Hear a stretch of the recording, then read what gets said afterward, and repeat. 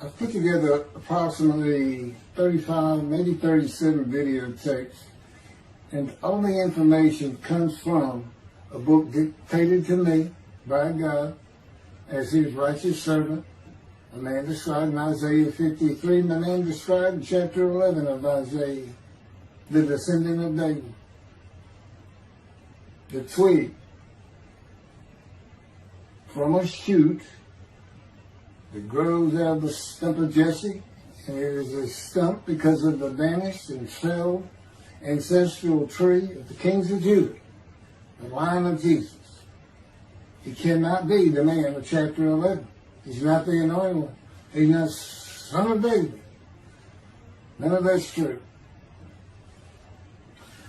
The other book, that book is called Isaiah 53, the Day of the Lord. And there's about 3 chapters in those particular videotapes that come from the second book that we wrote not too long ago. He dictated to me the story of my life. It's to show you how I fit the verses of Isaiah 53 with regard primarily to suffering, familiar with disease. So that would be wounded, and as it turns out, cancer. But the other words that you find in Isaiah 53, punishment, maltreatment, crushing, bruising, chastisement, okay, that is all in God's power. That's all in God's power, all those words. But the books are unpublished, shunned and despised, accounted afflicted by God, plagued. Nobody understands it. This is so different than the Judaism the Jewish people have been taught. This Messianic era that will never occur. And we know it's not going to occur now once you believe who I am and how you cannot. After the mountain of evidence I have presented that is in those books, just as Moses today would have to say, well, look, I wrote Leviticus. You think I just came up with that?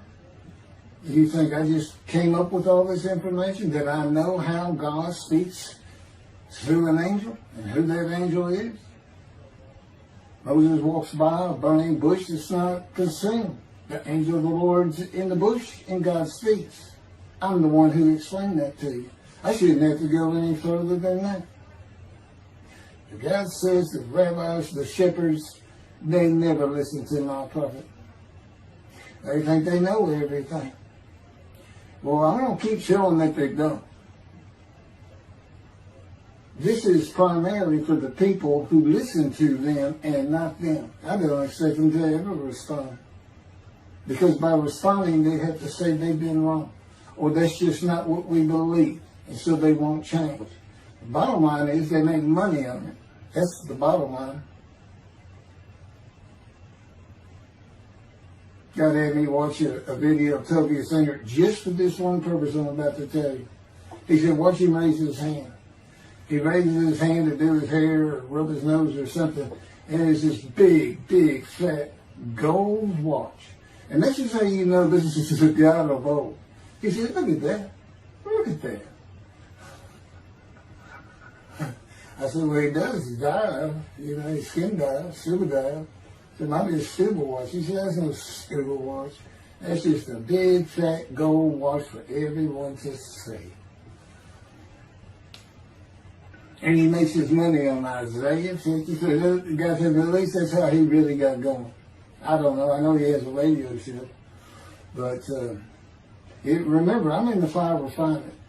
Everything God does with me is to draw emotions, because I'm going to be emotionless once I get to Israel, for the most part. He'll let me feel what he wants me to feel. But nobody can get under my skin. You can't bother me. Even if I seem like I'm mad, it doesn't carry over to my insides. And I don't think about it any more than while I'm, as they would say today, on a rant, getting on somebody. But I bring his reckoning. I laugh. I tell him, you know what I am, don't you, guy? He said, I know you're a lot of man. I said, no, I'm the reckoning, and I am the reckoning. That's what I am. You laugh. Holy Spirit, laugh. I said, righteous servant, David the shepherd, Elijah, prophet like Moses. I like wrath. What's his name? Wrath. What does he do? He brings a reckoning. But anyway, I'm going to go through these early years of mine before God spoke to me. It's chapters 1 through 6. Chapter 7 is God speaks to an atheist, and I've already videotaped that. Walking with God, and something on visions and visuals. So the first chapter, this is what he told me to write down birth and tragedy. I was born in Bryan, College Station, Texas on February. It's just in from the Holy Spirit, yes. Like you couldn't ask me before, so yes. Oh, this is only for the people who come to believe in me. I don't expect anybody who's been viewing these materials and, nobody's really subscribing, a handful, to be believed. Again, I can't imagine. I don't know what you people want. I don't know who you think's going to come to do something different. How are you going to know who David is? I mean, according to Judaism, there is no description of him. How are you going to know who he is? All this being presented, and I know Jewish people have seen it, only 60% of their views are coming from the United States. Now, I don't know that means 40% is coming from Israel. Probably not. You got Canada, that's be a big follower on my WordPress site. And really just all the countries of the world at one time or another have looked at some of this information as I wrote my blog, and the blogs became chapters. But I'm assuming some Jews have heard of what some man is saying he is Moshiach, and they're watching. Well, this is for those who come to believe. The people who want to be the witnesses, the many made righteous. By my knowledge, better things I can tell you that God would have me say to you. So, this might be bored to tears with others, but it does show suffering, pain, and emotional pain, my background, and just who I am. Not just some kook out here. People say, well, he's hearing voices. Listen, as a lawyer, and I even do criminal law, I've seen some of these people who hear voices.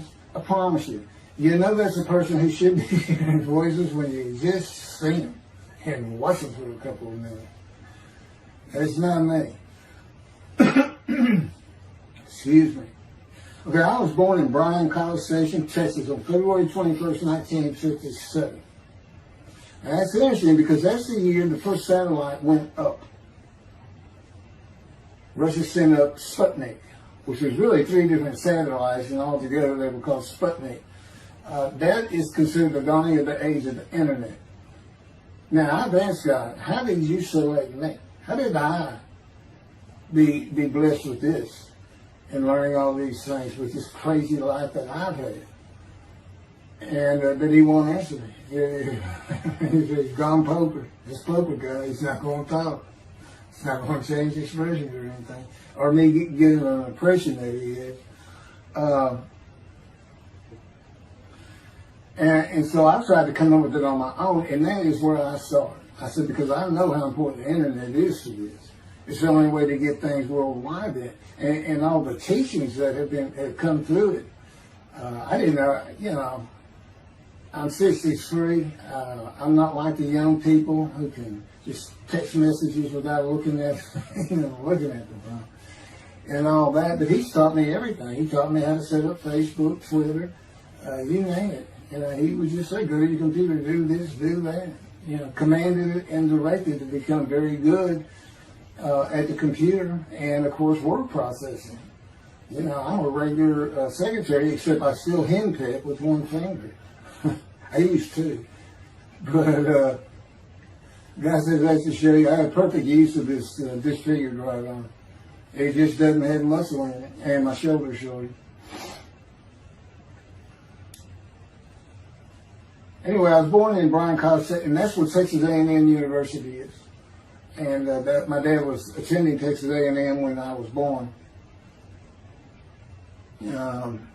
I graduated from there 22 years later, which is a story in and of itself. So I was born premature in the 7th month of my mom's pregnancy. I was born in February, and there were many complications. My parents were told I would not make it through the night, and they should just take me home. Mind you, this is 63 years ago. The biggest problem was that my insides had not fully formed, and it was impossible for me to take milk. Mammy, my great-grandmother, told my parents, boil rice. Feed him the rice water. It's got all kinds of nutrients and minerals in it. Dad says he threw out a mountain of rice those first few months. And it would not be my last encounter with death. So my dad graduated, and we moved to Metairie, Louisiana. And his first job is an oil and gas geologist. He looks for oil and tries to sell deals to people who can raise money to drill. He gets money up front and a percentage of production once they get their money back. That's what he's done his whole life. And I became, as a lawyer, I became board certified specialist in oil, gas, and mineral law because I had found it so interesting. As a young boy, I became interested. But he rarely had time for it. The other part, I said, okay, well, I was born with the dawning of the internet, so he's got a selection process for 57. And I come from a dysfunctional family. Lots of drinkers, lots of fighters. And my mom, her grandfather committed suicide. It's tragedy. Earth and tragedy. In the Great Depression, he lost everything. He owned land in what is now downtown Dallas. But then when she was about 4 or 5, her mother went down to the market square in Crockett, Texas, small East Texas town. Everybody has their courthouse in the center of town, and there's streets on either side with stores. She went to the hardware store and purchased rat poison. She hadn't gotten hardly out the door when she opened it and took it herself. Died right there on Main Street in the middle of the day in a little small town. I don't know how long that would have been. My mom's 85 or 6. She was 4 or 5, almost 80 years ago. So I'm sure it was quite an event. And her dad took her and her sister's about 2 years older, to Metairie, and not Metairie, to someplace in Louisiana. But could have been Baton Rouge. And her father became a elevator operator. And you can still find this in Houston when I was at law school. I went to law school downtown Houston, but South Texas College of Law. And at the courthouse, they would have somebody sitting in there on a little stool and with a lever and take you up or down, take everybody up or down. With all the lawyers coming in for the court cases, it was packed. I'm sure they've done away with it by now. But that's what he did. And they found him one day or night.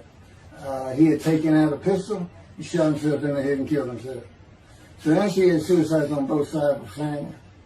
And her father's brother took the 2 girls in. He actually adopted them. And she was about 10 or so, I believe. She's with him out in some shack in East Texas. And, there's not even phone in this place. And he took a shotgun. And I'm sure he'd been drinking there, all known for it. And blew his head off right in front of her. I mean, that's all the circumstances I know about it. It doesn't sound like a good scene at all. But it scarred her for life. Okay, we've been taking care of her from the get-go. My father amazes me to no end. What he has done to care for her. See, they knew that was his sweetheart. Eventually, now at 10 years old. That's who he married. And they're both from Crockett, Texas. Small town people. I still take care of them. They've taken care of me for 10 years. Got to me from society. He made me quit law. terminate my law license in Hawaii and Texas, and took me into poverty. I've been in poverty for 13 years until I just now filed for Social Security early. But I give them more than 90% of it to make up for everything they've given me for 13 years. While I'm in God's fire of refinement, learning everything I need to know. And I have learned much. There ain't any question.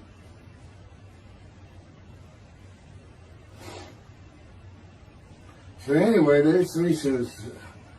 There's 4 suicides right there. So it's a family of tragedy.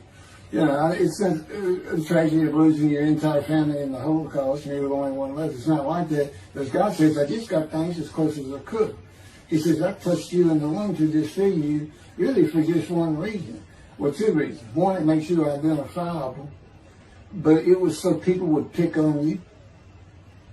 I wanted people picking on you because that's what happens to young Jewish boys. Just for being Jewish, just for having a disfigurement. People will pick on you. I told him since, I don't even really recall many people saying anything to me. He said, that's because you look like you crawl all over them. They did. And I did. I was always just say something, anything. It's just the way I was just angry inside. And God's taken all that away. But I can still go on a good rant. But, and then my mother in the 60s, young people may not know this, but that's when, you know, the Woodstock and marijuana, LSD, everything started getting big. And at the same time, doctors were just handing out pills left and right. Valiums, painkillers, Percocets, you know, just asking for it. They were writing scripts. And I know today they put a lockdown on that, but she got heavy into it and drunk all the time. I had to come from school and stay with her, and she became such a different animal, a different person when she drank. She became a little girl. You know, and having your mom act like that and slobbering and, you know, going there to be Valium dripping out of her mouth with a bottle of booze by her. So it was an ugly scene. And so I came from a dysfunctional family, so I think God wanted that. And He's there with me from my first year to make sure that I live a life of suffering. He orchestrated many of my wounds. And He's taken me back in vision to see these things. And His visions, one thing you don't pick up in the Bible, when I say Bible, I'm talking about the Jewish Bible, the Hebrew Bible, that's not, unless I say otherwise. Which is like when God says, my peoples. If He just says my peoples, He's talking about the Jewish people, the chosen. I mean, He may say the peoples of Moab, or just by the context, He's referring to another group. But that comes up all the time. So to add to that, she tried to kill herself a few times. And when I was 10, my dad was at a Texas A&M game in Dallas. And I know it was 1967, so I was 10 years old. Because I'm very familiar with that particular game. It was against Bear Bryant and Alabama Crimson Tide. And he had coached at Texas A&M. So as you can tell, me and my dad are big Aggie fans and football fans. But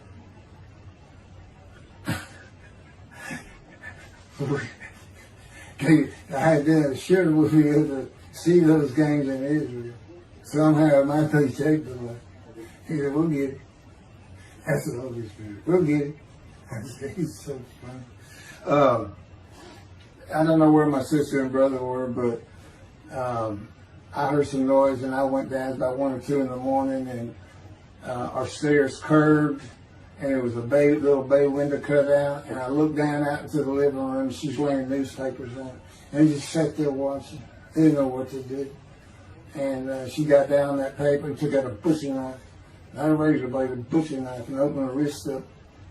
And this happened again years later when I was in high school. She opened her elbow up, and that was god awful. I don't know. But before she bled out, my dad opened that door. I sometimes think she knew he was going to be there soon, would probably save her. But it didn't look good, and I hated myself for not doing something. Maybe that's why I was so angry. Anyway, because I didn't do anything, I just sat there. I couldn't move. I don't know. I don't even know what I was really thinking, really. But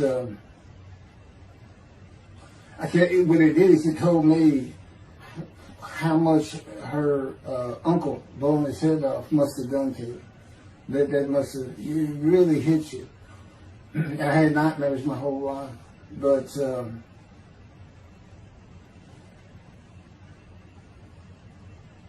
I was 16 when she did the thing with the knife. But you know what? My dad finally got her he got her the best psychiatric care in Houston, Texas, and that's big because we got a medical center that's renowned throughout the world. And they put me back together many a time.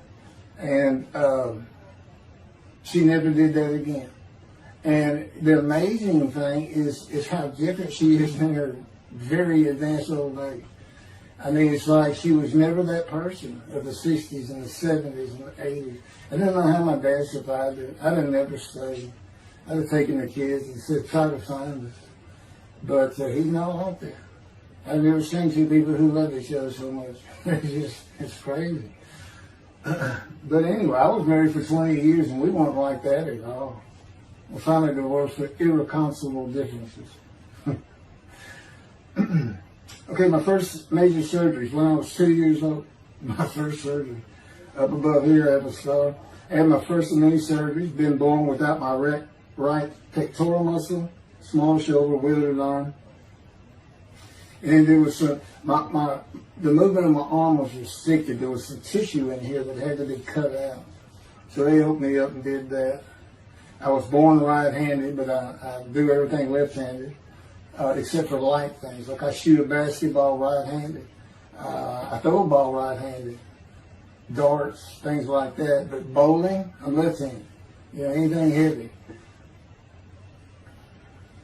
And I was quite an athlete. If I'd had two good arms, I'd have probably been on scholarship. I was already offered a partial scholarship at a small school for track, even with this bad arm. But I just didn't have the fast start. You got to have two strong arms just pushing out in front of you. But I was some kind of quick and fast. So, we moved back to Houston to a place called West University, a suburb. And this little story, I don't even like telling it, but God tells me I have to. And he had something to do with it. But I'm not going to go into that part of it. So anyway, I had decided when I was in second grade, I was tired of school, didn't want to go anymore. I don't exactly know why. I just know I said, that's it, and I'm not going. Dad came to get me up and finish school, I said, I'm not going. And it was on. He was going to get me there. It took him about an hour to get me to the car. Fighting and screaming and running around, hiding, getting under bed. You name it, I was doing it. And anyway, he finally gets me to the school, but he's too tired. He wasn't even going to try to get me out of the car by himself. So he get out, and he goes and gets the principal. Now, my dad's about 6'2", but he's real slim. And but he comes out with his principal, who's taller than he is, and he's a hefty guy. He's burly. Anyway, so they come, they said, get out of the car. I said, I'm not getting out of the car. I'd already locked the doors. Only the two front doors locked, and it was those locks that you pull up and push down. And so my dad used the key, and he popped that lock up, and I slammed it back down. Said, I'm not going to school, I told you. He took some keys, they started throwing the keys at one another over the roof. The principal was driving the same thing, and I'm slamming his door, I'm leaping across the car.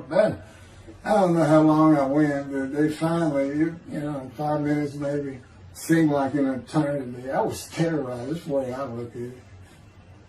Anyway, the principal got it open, and I saw that door open, and I got back on the far other side of by the steering wheel with my back against the back door. I curled up like a ball, had my knees on my chest, and he reached in to get me. And I unleashed on him, kicking him in the face with everything I had. It broke his glasses, and his orbital bone got shattered. So, That wasn't my first principal either. There's another one. So, but anyway, so they carried me in, and it was very embarrassing, just crying. But again, funny thing, nobody, because I stayed with this same group for 9 years, going to West University and the junior high there that you go to. Nobody ever said anything to me about it. And I knew some of those kids that were in that class.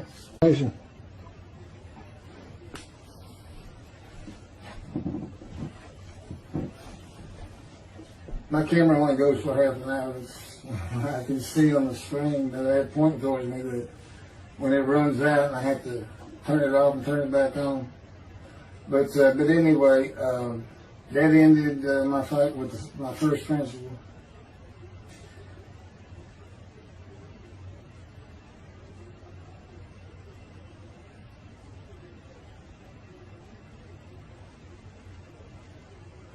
Now here it is right here. I just got to help me put these together.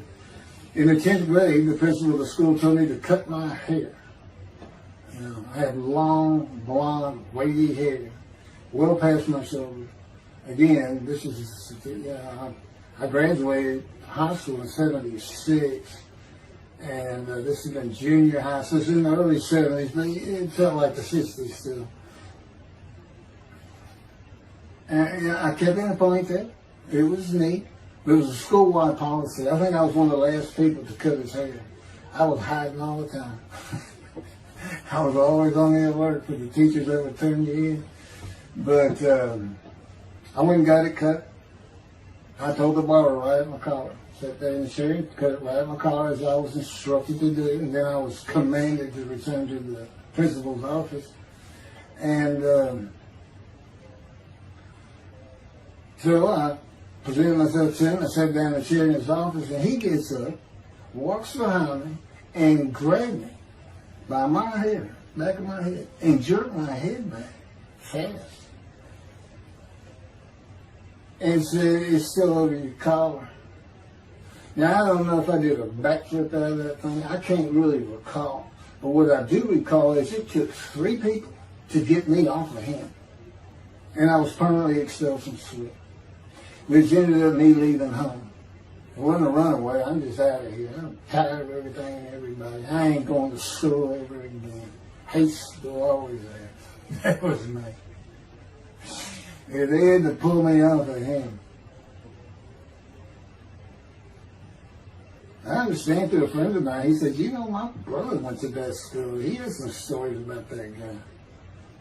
So I said, "It wasn't me, it was him." Second major surgery came when I was 12 years old to try and repair my right knee and just below it. I was running full speed in a field. High grass and weeds with a family dog. And God says he had something to do with what the dog did. For no apparent reason, just suddenly he was running at my side. And he just bolted, he just stopped going straight to the heart of the left and went right between the legs. I go sailing in the air, and I came down on my knee. Except my right knee came down on a broken Coke bottle, Coca-Cola. And they used some thick glass back then. It was stuck nose down, way down. It was all broken up, but it was the bottom all jagged that my knee just, you know, they said it went to the other side of your knee. They said, "You got that whole field in your knee." But when I got to the hospital, I sat there for a long time. The first doctor came in and just told my mom, right in front of me, you know, I'm in the room, y'all. He said, I can't repair that. It's not repairable. We're going to take it off. You can't use it. And I already knew that because when, as I started screaming and yelling for my dad, he finally came back. This field was behind our house. There was a chain link fence and then the field. And, you know, my dad finally heard me. He got over, he saw the blood, and so all of a sudden he's scared to death. I'm going into the shop. And he got me to put my arm around his neck. And he said, "Can you walk on it?" And I tried, and it just collapsed. It was useless. It was, you know, it was awful. And then I had to climb over that fence. And my mom was going crazy and screaming and crying. And he had to go take care of her. I'm sitting in his bathroom, my leg all opened up, and I'm just getting sicker and sicker, nauseated, scared. I was a cripple. And but anyway, they get me down to the hospital. And just, like I said, the first doctor was just like, we don't know what to do. And just right then, and God said he knew he was going to be there. This doctor walks by, and my mom recognized him. And she goes, Dr. Kane. And she runs out the door. Well, this is Dr. Kane. Her mammy that I mentioned earlier, in her old age, very old, maybe been in her 90s, I don't know, late 80s, but living with her sister, broke her hip. And this doctor repaired it. This is a long time ago, people. Repaired it, and she actually walked again with a walker. I remember. But that's who this doctor was. And she said, my son, they're going to take his leg off. You've got to come look at it. And this Dr. Kane actually became the medical doctor for the Houston Oilers. He repaired many in me before and after me. I guess that's what he specialized in. But he was there at the hospital just to do rounds. He wasn't dressed for surgery or anything. But he came in that room, and I mean, he was livid when he looked at my knee and knew how I'd been there for like 5 hours at this time. And he just started barking orders about getting me prepped for surgery, and he takes off to go get prepped.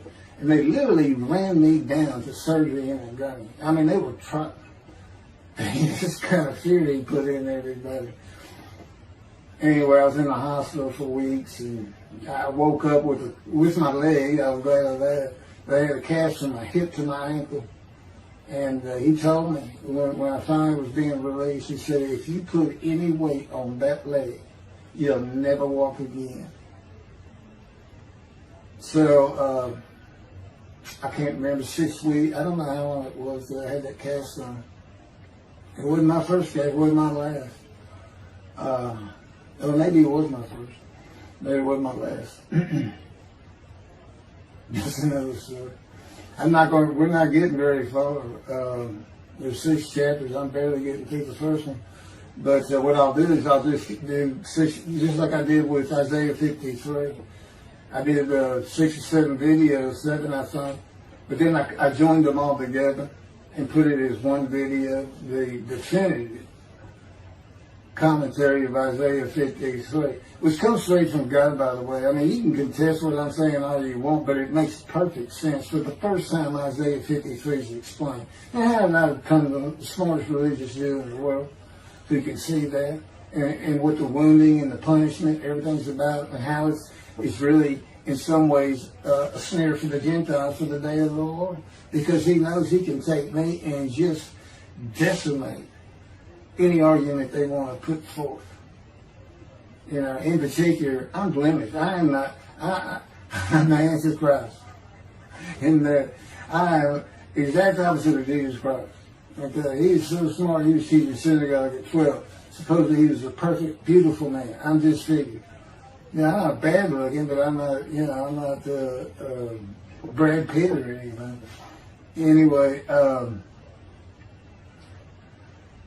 and sinner, I wasn't a habitual sinner. I was a good person. I was good to other people. I was very compassionate. I said there was already a lot of humble in me. I didn't laud myself and the things I could do over others. Like being the fastest guy on top 5 at school and the fastest in my neighborhood. I didn't brag on myself. But as he took me back through my life and informed me when things were sin, it just seems like I touched on all of it. And if murder in your heart is actually committing that sin, as the Christians say, I don't really go with that. But then there's really not much I've missed. So I'm a sinner. And, Jesus can say, well, I'm a sinner too. I'm lying. All you got to do is read the scripture in the Gospels. You see where I'm lying. That's easy. And I came from the banished line. I thought I was the man of Isaiah 53. I thought I was going to be exposed to death, but given long life. This is what he would tell you if he was here. He said, but you know what happened? They crucified me. And on the cross, I realized I'm not that man. This isn't exposure to death. This looks like a sure thing. Father, Father, Father, why have you forsaken me? That's Jesus Christ saying, I'm not the man of Isaiah 53, and I just figured it out. That's what that is. Ask God sometimes, you sure you didn't have that written? Why on earth would they write that down? They forget about it. We were just thinking me. That's what it's about, Christians. They got their way. They can explain that being counted a sinner means he got crucified with the sinner beside him being crucified on each side, left and right. So there's three of them, so he's counted a sinner. Okay. You know, it's supposed to be descriptive. Don't be able to find a person to do. You might tell Judaism the same thing. You know, this is to find somebody. It's not the people of Israel. They're all kinds of people. Now, we're looking for a guy so God can have a Moses. Why? We have a new covenant. Why? It's the day of the Lord. Why? Jeremiah says so. That's why. It's so easy. The lamb blooms again. Okay, and he's coming to covenant friendship with the temple. So the lamb blooms again at a time when there's no temple. Jerusalem's going to be rebuilt. It's a metropolitan today. This is no Jerusalem of antiquity. The old city might be too big. And I'll make a new covenant with you. I will forgive all your sins and remember them no more. That will cause Torah to be written on your heart. It's a metaphor. When did he do this before? Oh, that's right. Assyrian Babylon exiles. Isaiah was right before. God said, I forgive your sins, remember them no more. They became a holy city. What did they do? They built the second temple. What are we missing? The third temple. This is so easy. So it is the day of the Lord. There's any question of that. I'm just telling you it started with the Russians. Sending us Sputnik. Oh, no, Russians. And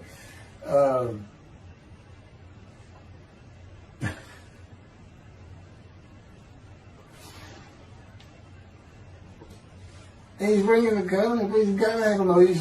Send a prophet like Moses. So he was saying, it's Joshua. No, it's not. Come to him today, the day of the Lord. And guess what? He gives us a description of him. He knows this is a time of secularism, reliance on science and medicine and doctors. And you got so many more people the only book out there is not the Hebrew Bible. There's a lot more books in it. You know, there's all kinds of distractions, television, cell phones, computers. You know, back then, you know, you just sat around and said, what do you think that's there? I don't know. Wish he'd send some rain. You know, it's just, I said it's easier to get them back then. But here it is. It's here. And God said, you see why I put Shunning and Despise in there? Because for a while I said, God, you know, this is before we really got the books done and everything. I said, I'm just sitting in a room. I can't really say anybody Shunning and Despise in there. Counting me plagued, afflicted, and by God, everything else. He said, well, how you feel now that we've been putting all this on the internet? Guys, I feel Shunning and Despise. Yeah. I can say there's no question this hasn't gotten back to those two. I say, you keep attacking them like this, and I'll be certainly sure, just in case I'm wrong. But, because he won't actually tell me, he won't tell me anything, this is a rule of thumb, he won't tell me anything that I cannot find out or become knowledgeable on or informed on of my own, which means about nothing because we're in a room all the time. The adjunct of the Holy of Holies is what I call it. I live in the I'm like the priest who can, the only person who could go into the Holy of Holies was the high priest. And that's what I'm like. As a matter of fact, God had me write down, just as he had David write down, a new Psalm 151, where God said, it's on a video, where God is speaking, where the Lord came to me and God said, quote, and within that, he says that he declared me. We actually used the psalm where he declares it for David. He declared me an eternal priest in the order of Melchizedek and King David, and a rightful king, small k, and a rightful king. And he also declared, I'm the righteous servant. I mean, that's God talking. I mean, he's using it. When he dictated to me, it wasn't, to be written in my personality. That's him. That's him doing a new song. So, because he does that. Even in the writings, the person doing the writing, whatever prophet it was, or Moses, or David, if he wrote Samuel 2 and Kings 1 until he died. As I said, God says, look, just assume the central character is the one I had writing, because their lives change when I come to them, just like mine changed. This is not anything I could have ever conceived or even bothered thinking of. I had never read the Bible my whole life. If he hadn't told me, we're going to the bookstore and get you a Tanakh. That was 13 years ago. And my answer was, what's a Tanakh? I didn't know anything. And look at all this knowledge. But this is it. This is the only power he's going to use in creation. He's not going to perform miracles. He's not going to have me performing miracles. And he's not. He said, the only power I'm going to use is on you. What I can get you to do. He said, I can take a Gentile Texan and take him to Israel and get my temple built. Okay. He said, because that's what you say to God all the time. Okay. And one night, I hadn't even read Isaiah 53. He didn't come to me and just say, offer yourself for guilt. I crushed you with cancer. It was me that did. That's not, I wouldn't have known what he was talking about. We finally get to Isaiah a couple of years later. He said, keep reading Isaiah 53. I said, okay. And so I read it. I said, okay, finish it. He said, who do you think that is? I said, I have no idea. I can barely read it. I didn't know what it's saying. I said, I think these two verses ought to be up here. I said, you sure nobody messed with this thing? He said, nobody messed with it. It's just how I had Isaiah right. He said, that's you. I said, oh, okay. And I couldn't help myself. Good luck convincing anybody. I can't even say what it's saying. He said, before we get done, and he's right. I've been over that thing so many times. From my original version of Isaiah 53 that he dictated, or told me how to put together, but every sentence, every word is, we've changed it up and added things. I've learned things. Like I didn't know about the test of devotion. I didn't know why the angel was leaving early in Malachi 3, but I do now. And all that would cause an amendment to my midrash on Isaiah 53. And, the book has me, these are all on videotapes now, me and Rashi. Rashi, the first one to come up with this is Israel. And, I look at his answers and I just shake my head sometimes. You should see his answer in Malachi 3 for the angel of the covenant that you desire. There's only a covenant of friendship in the covenant of Jeremiah. And this is his answer. It's midrash, so he just takes a section of the angel is on the way, and it just says the angel of the covenant. And his commentary is the angel that avenges the revenge of the covenant.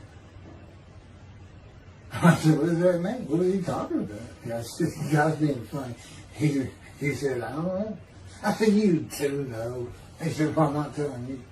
So, God likes to feel as though he's laughing. He doesn't actually laugh. He sends me a perception that he does. Or he uses me to laugh. I've mentioned that in a video. Because he can't. Well, he controls my words. I learned that in walking with him. Just one day, I'm talking out loud as we go. I'm discussing man and divine beings as though I had a sermon I was giving or a speech to somebody or a seminar. And I'm rolling, and I can tell he is really making this thing rock. He's taking it from here to here to here. And we're going. And I'm going. And all of a sudden, I use a word or a couple words that I simply don't use. And they're not what my mind was even thinking of. They just came out. And I just stopped. I said, did you do that? I didn't even say, hey, did you just make me say these two words? Because I knew he knew. I said, did you do that? He said, I did. He was almost indignant. I did. I said, okay. Anyway, that's where it all started. Now I know. Okay, guess who that is? That's the Holy Spirit. Using me. He doesn't sound like that. But he'll use words like that. So he's getting bored. They like to cut. Let me just say this. This is part of God you don't know. It's not all the time. It's some of the times we do tend to get kind of silly in here. But, they do things after a while. I'm like, it's like, I feel like a kindergarten teacher, and I got two of those kids that you just shake your head at. She said, this is a handful. These two are nothing but trouble. Always fooling around, looking for a laugh. And the Spirit's always working in heaven, death, God laugh, as it were. Again, he doesn't actually laugh. It's a perception that's his emotion. If God has any emotions left, because worrying about other people's pain is not one of them. He made that clear to me. I don't care about your pain. And just saying it makes you mad. He says, see, draw near. And he'll do this so many times over and over. He says, this is easy because now it irritates the fire out of it. He just started. I said, how do you keep doing this stuff? And one day I told him, I said, I got it. Which means it actually came from them. I got it. You never grew up. You never got sent to your room. You never had to climb that mountain to achieve something. Put yourself out there. Nobody's ever whooped you. He said, I said, that's what it is. You never grew up. That's what it is. Yeah, I'm dealing with the child God. That's what I'm dealing with. That's an argument. Then he came down as mean, very serious, mature guy. I didn't bring that argument up anymore. But that's how it gets with me sometimes. It's an incredible lot. For me, I'm not going to get to them. I guess I'm at the end. I'm getting close to when I got shot. I thought that was a new chapter. Oh, it's not. Well, I'm going to pick, this is getting long. And anything over half an hour, we try to stop. Now, my Isaiah 53 is 5 hours. But, you have to watch it all at one time, of course. He doesn't hardly let me watch it. Yeah, I don't even watch them before they get posted. He said, no, you watch it later. Because it comes on the TV that he got me. And I didn't know at the time it was going to be, that he was serious about doing videos. And I certainly didn't know about making it a backdrop. He decides everything. He tells me when to eat, when to get up. I don't sleep hardly at all, 2 or 3 hours a night, and sometimes less, and take a half hour nap sometimes. But I found out I feel fresh. I don't need that much sleep. He said, well, you're not really doing anything. Why do you need a lot of sleep? And see, that used to make me mad. Now I just laugh at it. Thank you very much for listening. I'll pick this back up on another video, and eventually I'll put these first 6 chapters, just like I did Isaiah 53, because it's a book that he dictated to me. I can't get it published. I'm going to put it on YouTube. That's why I'm reading it. And as I said, if you don't want to listen to it, don't listen to it. But the information that's in these books and in those videos is, that's my proof. And quite frankly, God says, if that's not enough for them, well, that's just too bad. Utter destruction is what they end up getting. They better learn how to listen to the prophet. See, it's no different than the people back then. Y'all say, well, why didn't they listen to Isaiah? Why didn't they listen to Ezekiel? Why didn't they? They laughed at Ezekiel. That's what Rashi says in his commentary. I didn't know it was laughing at him, but just ignored him. Everybody thinks they know it. But in any event, I do know there's one chapter we haven't put in there, and that is recognizing a prophet in a town. It says Moses vouched for Joshua, so he didn't have to be tested. Now, the problem with all that is, and I think why about hadn't had to put it on video, is that they're looking for a seer, somebody who can see the future. But see, that's antiquity. I mean, that's not what you're looking for today. Moses wasn't a seer. And none of the prophets were seers. They just wrote down what God told them to write down. God's the prophet. Is the one making prophecy. And what he does, he doesn't actually just see the future. He walks it through. He says, okay, right here is when they're going to send up a satellite. This is where humanity will be at that time. He can walk it through in his mind. As I mentioned, his eyes, he doesn't have them. It's just his absolute knowledge of all things. He can form a picture of this room. Me, it's in here. He knows every atom of my body. And it's like he does a vision for himself, a visualization. That's what I call when they put pictures in my mind. He says, and he puts it into the spirit's mind. And they're both within me. You know, the big cloud that just came down. If you're sitting in a room with me, it envelops you. But it engulfs me, it goes through me. My little spirit cloud becomes part of the big cloud. That's why God is in his spirit. Here's the elements of spirit, here's the elements of God's presence, his mind. Two clouds, they just come together, they can be together. Okay, but God's still one. He created the other cloud. And then in this room, filled with them, my little spirit is like a little cloud that just came in and part of it. That's who I am. That's a man in divine being. Okay? No, it's like nobody's really expecting it. Well, maybe it's because you didn't know these things. And now I get to see them shunned. Shunned means I'm not looking at that. It's not like a coup. We by faith, by the fundamental principles of the fan band from the Talmud, from his diagnosis of the Talmud. Why don't you do your own? Why don't you throw the Talmud out and learn some new stuff? Why don't you get out of antiquity? Every religion has an end times like that. Every religion ends up with utopia for its people. Everybody. Well, don't be like everybody. You're the Jews. Throw that out. Let's get practical. Let's let God in our midst again, in a man like he was in Moses. Let's point at him and tell the Christians that is the man of Isaiah 53. Here's what it's about. God said he's coming back. He told us we're not waiting on him like you. He said when he was coming back, he false prophesied 5 times. He ain't coming back.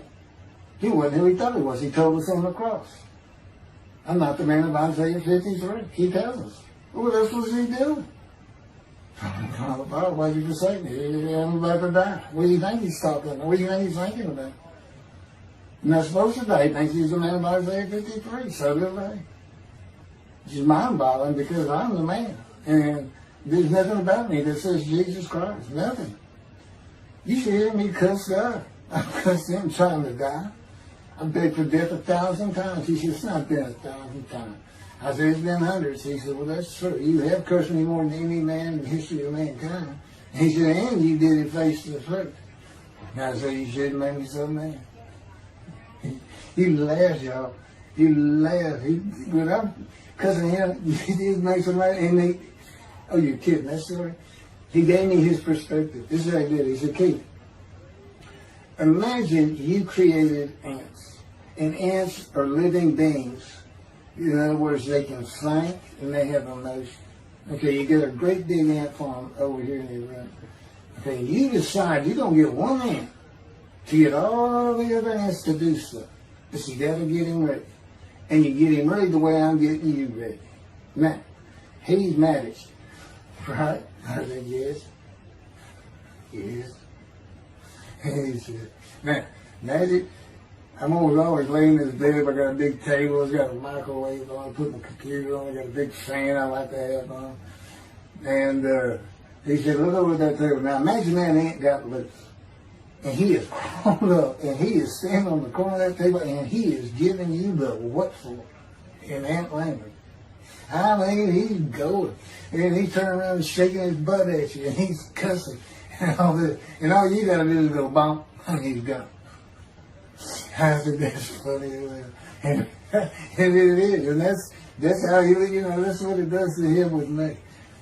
The spirit will rile me up. I call him a troublemaker. Troubler. He's so funny.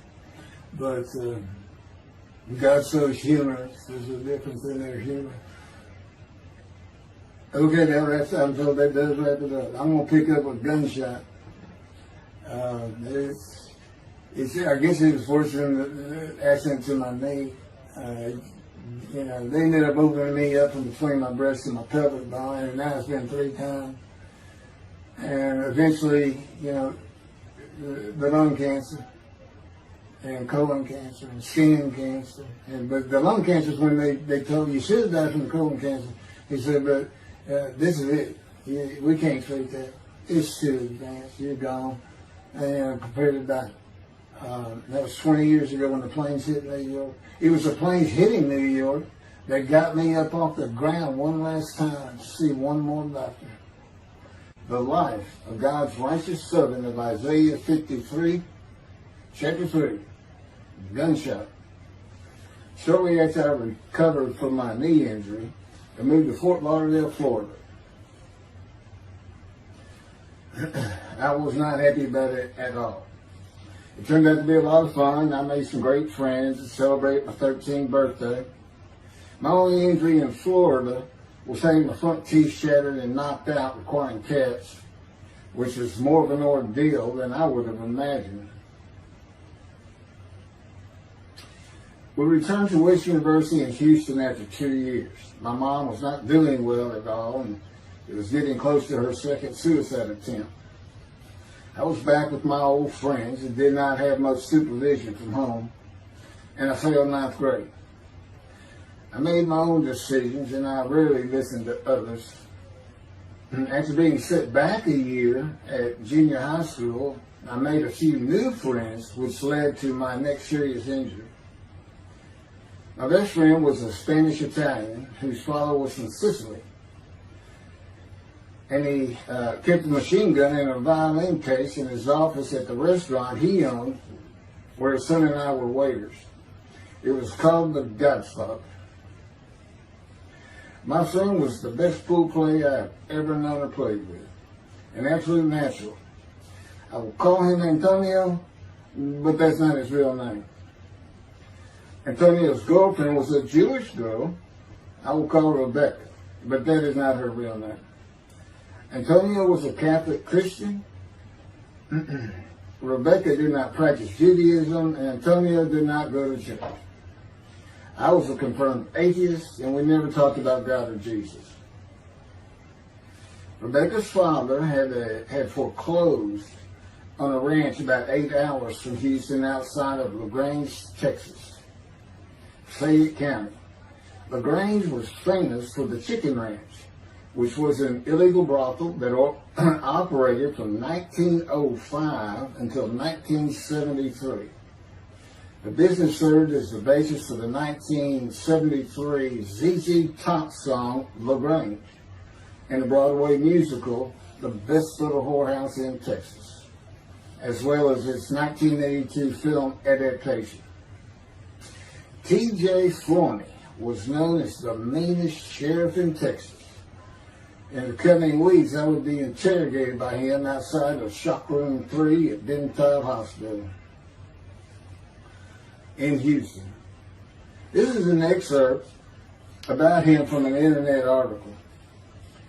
It was the most one-sided Texas battle since the Alamo, as 100 citizens watched disbelievingly in the dusty little town of LaGrange, their beefy sheriff, T.J. Forney, reached into a black 1975 Continental Mark IV and began to shake by his $300 suit Marvin Zindler, the star consumer crusader of Houston, Texas. That's from People, June 17. Next, the sheriff tore off Zindler's blue-white toupee, waved it in the air, and then finally ground the rug under his cowboy boots. Behind Forney's fury was the fact that on Zindler's last assignment in LaGrange 18 months before, he had filmed an expose, which resulted in the closing of a critical part of the local economy, the Chicken Ranch, a legendary body house. Antonio, Rebecca, and I first went up to the ranch in the summer of 1975. It was a small ranch house and small lakes with horses roaming around loose in pastures. We decided it'd be fun to try and catch one of those horses and go riding. The next time I went to the ranch house was in Rebecca's father's Mercedes-Benz. Two-door convertible Mercedes-Benz. I sat on the hood of that Benz with a lariat while she tore through fields trying to run down a horse for me to rope. The horses could turn too fast, and we never got close enough for me to rope one. What we could and did do on the next trip was bring guns. A 30-30 rifle, shotgun, and two 22 caliber pistols with holsters. As a backdrop, Antonio and Rebecca had broken up as boyfriend and girlfriend, and her attention had turned to me. I did not believe that caused any friction between Antonio and me, but it should have. It did not seem to be a source of animosity of Antonio towards me in any event. On October 5, 1975, we were all back at the ranch having a great time. Tony and I were shooting at cans with our pistols and practicing a quick draw from the holsters. We were standing shoulder to shoulder, about 3 feet apart, and he was a little forward of me. Rebecca came up behind us, between us, and said she wanted to shoot. Antonio passed his gun to her, and it fired when it was going by me. The bullet went on a straight line through my bladder, intestines, and colon from the front right and lodged in the back of my left buttock in my backside. I could see the trajectory in my mind. I fell to the ground, and Antonio fell on top of me, rolling me over and over. I think he was looking for an exit of the bullet. I told him to get me to a car and get to a hospital. Felt like Babe Ruth had swung a bat up between my legs. I never once thought of God. On a big ranch, there are several gates for different sections of land and different purposes, usually with chains and a lock. When we got to the first one, I told Antonio, drive through it. I told him to ram it. I knew I was dying, and all I could think of was, you have got to hurry. I didn't panic, but I had never been so afraid and had never felt fear like that again to this day. Sometimes I think I have forgiven Antonio for accidentally shooting me, but I had not and cannot forgive him for stopping at those gates. I'm still mad about it. I was seriously angry at him. We got to the LaGrange Hospital before noon on a Sunday. They had to call the doctor to come in. I asked the nurse for something for pain, and she told me my vital signs were too low. That if she gave me a shot of morphine, I'd drop dead right there. It would kill me. No pain medication. The doctor came and looked at me and said there was nothing they could do there. He told me they were getting an ambulance to take me to Houston, Ben Taub Hospital, where they operated on gunshot victims all weekend long and do to this day. It's a trauma hospital. Many young doctors from Baylor University, all around the state. It's the high desirable place to be because you're cutting all. If you want to be a surgeon, you're cutting all day long. I knew one thing with the certainty. I could not pass out or fall asleep. If I did, I would not come back. In an ambulance, I talked to two fellas that were tending to me, as much as anything to stay awake. I asked them such things as what it was like to be married, graduate high school, have a career job, but my mind repeated over and over, you have got to hurry. We arrived at dusk. This happened before noon when I got shot, so now it's getting dark. When the ambulance opened, my brother jumped in to help. My mom was standing by the entrance to the shock rooms in her fur coat. She later told me that since Ben Taub was a public hospital, it might help if they thought we had money. I didn't see my dad, but my sister told me later, the whole way to the hospital, all he could say was, to God, please don't take my boy from me. I had stayed awake for some 6 to 8 hours in awful pain. They took me to shop room 3. It was filled with people giving orders and very loud. On the table, the nurse told me she had to put her finger in my bottom, which embarrassed me. And I raised up like a sit-up and saw nothing but blood rushing from my bottom onto the table. You have to hurry is all I could say. They finished prepping me for surgery and enrolled me to a hall in a line of others awaiting surgery. Then someone was saying my name, and I opened in to see T.J. Floyd, Sheriff of LaGrange. He wanted to know if I'd been shot intentionally, what we were doing at that ranch, did we have permission to be there, and et cetera, et cetera. I told him I thought it was an accident and to leave me alone. I never saw him again. I didn't have to wait long. The orderlies bypassed everyone in front of me and took me to surgery. I awoke in a large room with about 10 beds on my side of the room and 10 beds on the other with other patients, and I could hear moaning and crying here and there.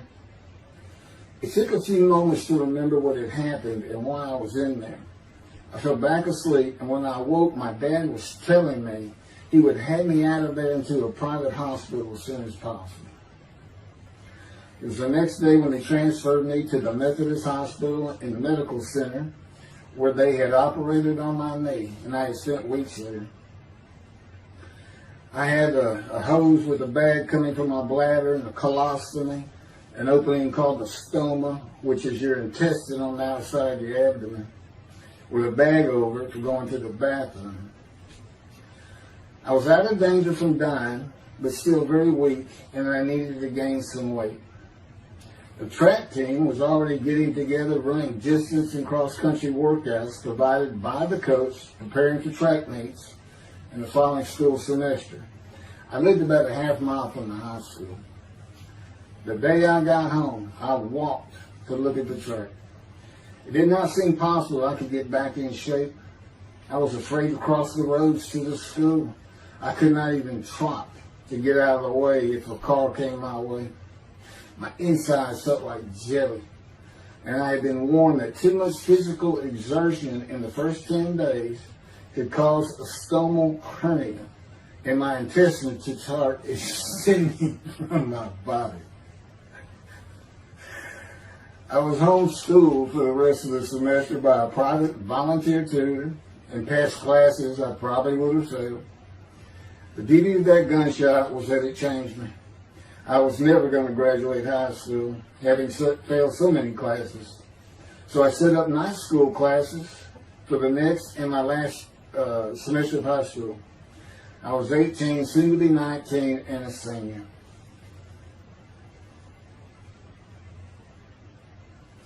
Chapter 4, College and Law School. Before the summer of 1975, one of my best friends on the track team, who threw the discus and shot put in field events and was a senior, told me he wanted to do something big the coming summer before starting college at Louisiana State University, LSU. I was only a junior and I had no plans for the summer. He mentioned this to me, and I began thinking about how long it had been since I had been to Colorado. My father, who had really good years and many so-so years, depending on how the oil and gas industry was doing. And when I was in junior high school, he had sold some prospects that completed a few wells and had purchased a condominium in Pagosa Springs near Durango, Colorado. My friend's name was Keith Miller, and I called him Miller. He had given me the name of Say Babe. At one of our night track meets, I was running the 330-yard low hurdles, and the last turn was behind bleachers where the officials lost sight of us for a few moments. A runner to my left veered out of his lane into mine and took my hurdle, and I had to slow down and go around it, yelling, "Hey man, that's my hurdle." I wasn't happy. I do not remember how Miller knew what I had yelled, but he was probably on the football field inside the track working on shot putting biscuits, watching me run and hurting me. I did not really know him very well at this time, other than he was a popular senior who knew everyone, and in stark contrast to me. On the following Monday, I was walking down the halls between classes, and coming in the other direction was Miller, though I did not see him. Then as he was passing me, in a loud voice, loud enough for everyone in the entire hall to hear, I hear, "Say, babe, that's my hurt." Hence, say, babe. That began a really good and fun friendship, and I got to know the class I should have been in if I had not failed ninth grade. And because I was Miller's friend, I was immediately accepted by anyone he introduced me to. I found out about 40 years later on Facebook. I looked him up and we friended that he's Jewish. And particularly because of his brother. He's got an older brother, and they look just alike. They live up in Oregon. But I did not know that. It's not something we ever talked about. Just didn't think about it. I'm sure he wasn't observant at the time. I told Miller about my dad's condo and suggested we plan a trip up there, backpacking the Womanichi wilderness of the San Juan National Forest. I had hiked there while in junior high school with a friend and his little brother. I had a driver's license in my second year in the ninth grade. The prominent 13,000-foot peak is 10.7 miles from the town of Silverton, which began as a silver mining camp in 1873, and that is where I plan to take Miller.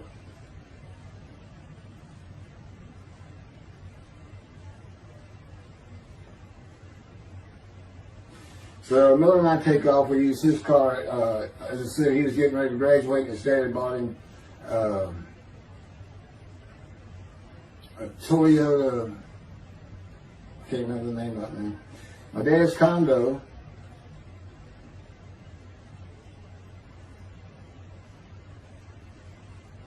was about 60 miles from Durango, where a train depot is located that runs a train to the Womanichi Wilderness to Silverton.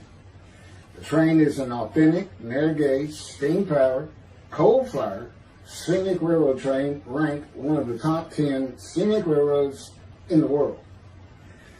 It's something else. It stops twice in the same places to let off and pick up hikers and backpackers in the Animus Canyon of the Womanichi. At top speed of 18 miles per hour, it takes the train 3.5 hours to travel the 45 miles from Durango to Silverton. Oh, here it is. Miller had a new Toyota Celica. And after a day and late into the night, we made it to Pagosa, slept, and we're at the train station before the first departure the next day. I don't know what the problem was, but the train was not going to run that day. So we couldn't get to where I wanted to take it. It's just too far. We decided to get a hotel in Durango and just head down the train tracks into the wilderness and explore an area I had never seen in with the maps. We got lost. And at one point we decided, let's just put these backpacks down and you go that way and I'll go this way. Well, we did that. We met back up and then we couldn't find a backpack. And we did finally find them. We slept that night, and we had a big black bear episode because we had left some food out on the ground, which we shouldn't have done. And but anyway, we ended up making it back, and we had one of the best party nights I've ever had in my life.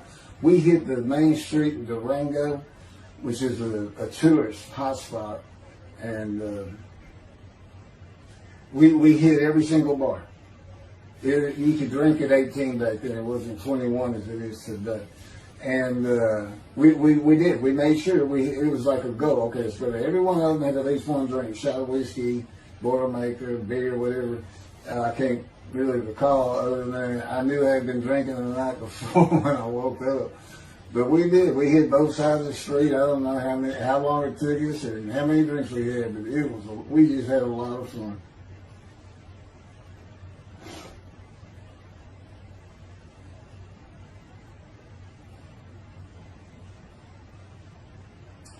Okay, I'll be coming to chapter, I guess it's 4.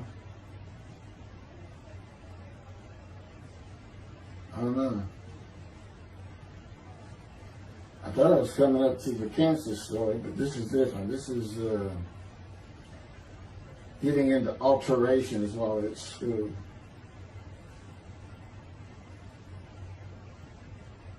So anyway, I was shot on October 5, 1975, and by early December, so it was October 5, and then in early December, I had surgery again to put my intestines back together, which was, it was dicey. They kept telling me, we don't know if we can reattach.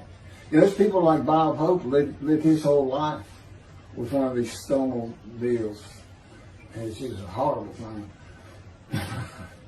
It was successful. They put it back together, and they removed my bladder tube. The girl next door, who I had never talked to other than to say hey or hello, and who also went to high school with me, had been coming over daily, and she agreed to be my girlfriend when I asked her a few months later. I did my night school and graduated last in my class, or close to it, of over 400 people. In late December, I began running with the track team. Now, I had surgery early December, and I already got out there with them, which was difficult. Pulling 2 tires on the cinder track, there was a rope, 2 tires, and you put a harness around your waist. I had to put mine high up on my shoulder. On the cinder track for a lap and a half, 660 yards with 2-minute intervals, 6 times was the toughest. My speed and quickness was still there, but distance running and my endurance, it took quite a while to come back. In early February, just about 3 months after being shot, I won my first 120-yard high hurdles race at a track meet that was fast enough to qualify at the upcoming district track meet for the regional track meet. Winning at the regionals would place me in the state track meet. I was fast, but my disfigured right arm really held me back. Then my heart was broken, and I cried for the first time since I was a child, best I could remember. My coach, who really liked me, he understood the effort I had put in to get back in shape. Called me to his office, and I knew something was wrong. He told me I could no longer be on the track team. I had too many semesters of school to be eligible according to the eligibility rules. It was because I had failed 9th grade.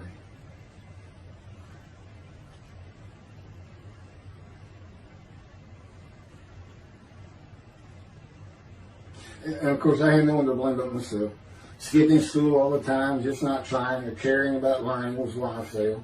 I was not lacking in intelligence and common sense as many people thought of me. I could and often did read a complete science fiction paperback book during the school day. One day. I get them from my brother. I just sat in the back of each class and read my book, and the teachers always left me alone. I also was suspended from school a couple of times for fighting. First fight was in the gym in the bleachers with the principal on the floor telling us the do's and don'ts for the second semester of the 10th grade. This is 2 years before I was shot.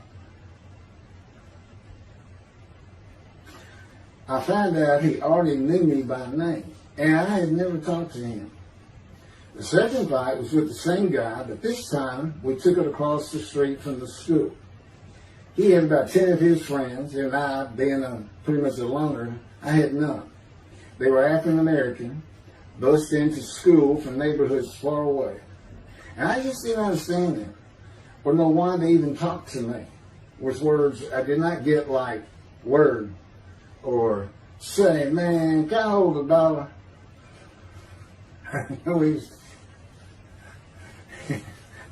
That is what started the fight in the bleachers. I hear from behind me, and one stood to my left, saying, "Man, can I hold a quarter?" I turned around and just looked at him.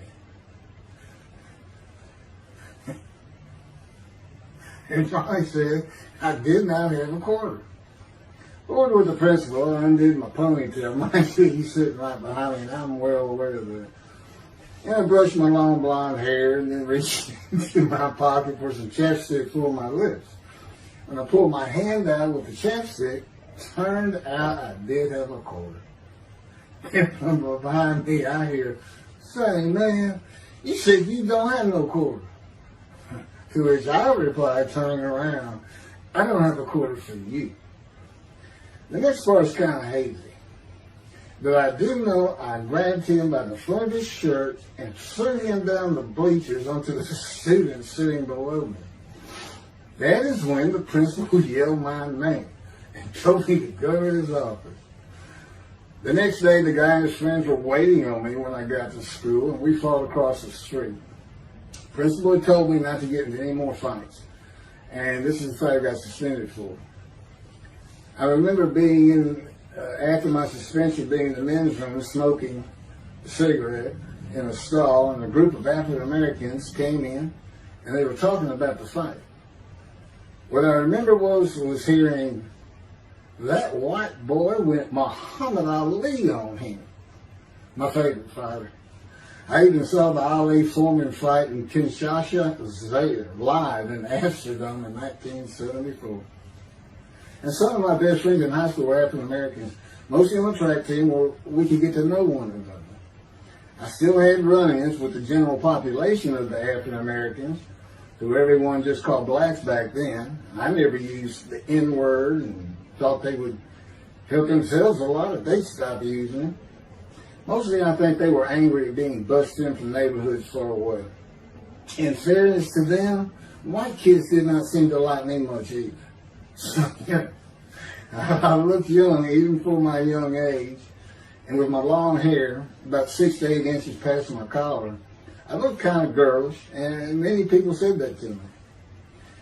One day a friend of mine told me what it was to him. You never smile and seem to be very angry, like if someone looks at you crossways, you're going to come after them, daring them to say something, like you want to fight. My next suspension for fighting began in middle shop, and it was all my fault. There's not a big deal to that.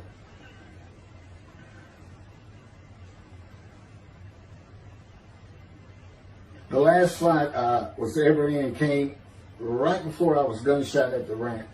The accident really changed me and the way I looked at life. I never got in another fight after I got shot. It took some of the fire out of me. My longtime friend from junior high school and I were at Memorial Park at night and walked down a train track that ran through the woods, away from the streets and recreation areas. We went to the center of a long railroad trestle bridge that ran over a bayou to wait for a train to round the corner from either direction on a single track. When a train would round the corner, we had to run and jump off the trestle after clearing the bayou. We were drinking beer. As we were sitting, we started talking about the price of gas at 44 cents a gallon in 1975. Anyway, the trains weren't running. We got up to leave, and as we're walking down the steps, he said something about my father and about how to find oil and gas. And I turned around and just hit him with everything I had, with my right arm. And I realized what a stupid thing to do. I called him the Big Sweet. He's huge Norwegian. His hair was white and long and longer than mine. His hand was the size.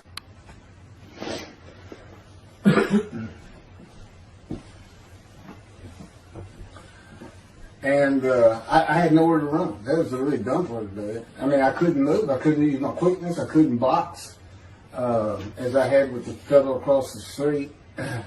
And he just took one big swing. He's very athletic. Coaches all wanted him on the high school team, but he didn't want to. Football team. And but anyway, he hit me just one time. That was the whole fight. It was just two hits. My measly hit with my right arm. I let it fast, And I hit him where I wanted to hit him. Well, I say that. I didn't even think about it. But he just about knocked me senseless. I mean, I saw red. And so anyway, that was it for our friendship. We just, although after I got shot, he and I got back together a little bit. But by that time, I had met Denise next door, and I wasn't going to be going out drinking beer at the festival anymore. I was going to get serious, and that's when I set up my night classes and everything. The big Swede.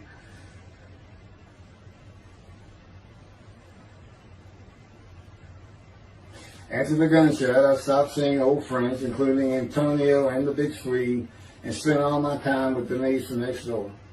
I never wanted to be someone who succeeded in life. My dad always told me when he was angry with me that with my smart mouth, I was never going to be anything but a ditch digger or a lawyer. While he said lawyer in a derogatory way, he got me to thinking I'd like to be a trial lawyer. I had to get into college first, and the only school I wanted to go to was Texas A&M University. Anyone who had ever known me would tell you that I was not even close enough to being smart enough to go to any college, much less Texas A&M. I would tell you I had never applied myself to the task of learning. Texas A&M denied my application. I called them and pleaded and argued, and finally admissions said that if I came for the summer semester of 4 classes and maintained a B average with no fails, they'd let me in. I did it, barely. I almost failed calculus and got a B. Just a quick thing on Texas A&M, because it relates to World War II, which always makes me think of the Holocaust, and how many Aggies were involved in that. Texas A&M enrollment began on October 2nd, 1876, and admission was limited to white males, and all students were required to participate in the Corps of Cadets and receive military training. Many Aggies served in the military during World War II, with the college producing 20,229 combat troops. Of those, 14,123 Aggies served as officers, more than any other school, and more than the combined total of the United States Naval Academy and the United States Military Academy. During the war, 29 A&M graduates reached the rank of general. Texas A&M is more than a great university. It's the home of the Aggie family with a long history of spirit and tradition. And I'm going to pass through all that. You can read, I got all this from Wikipedia.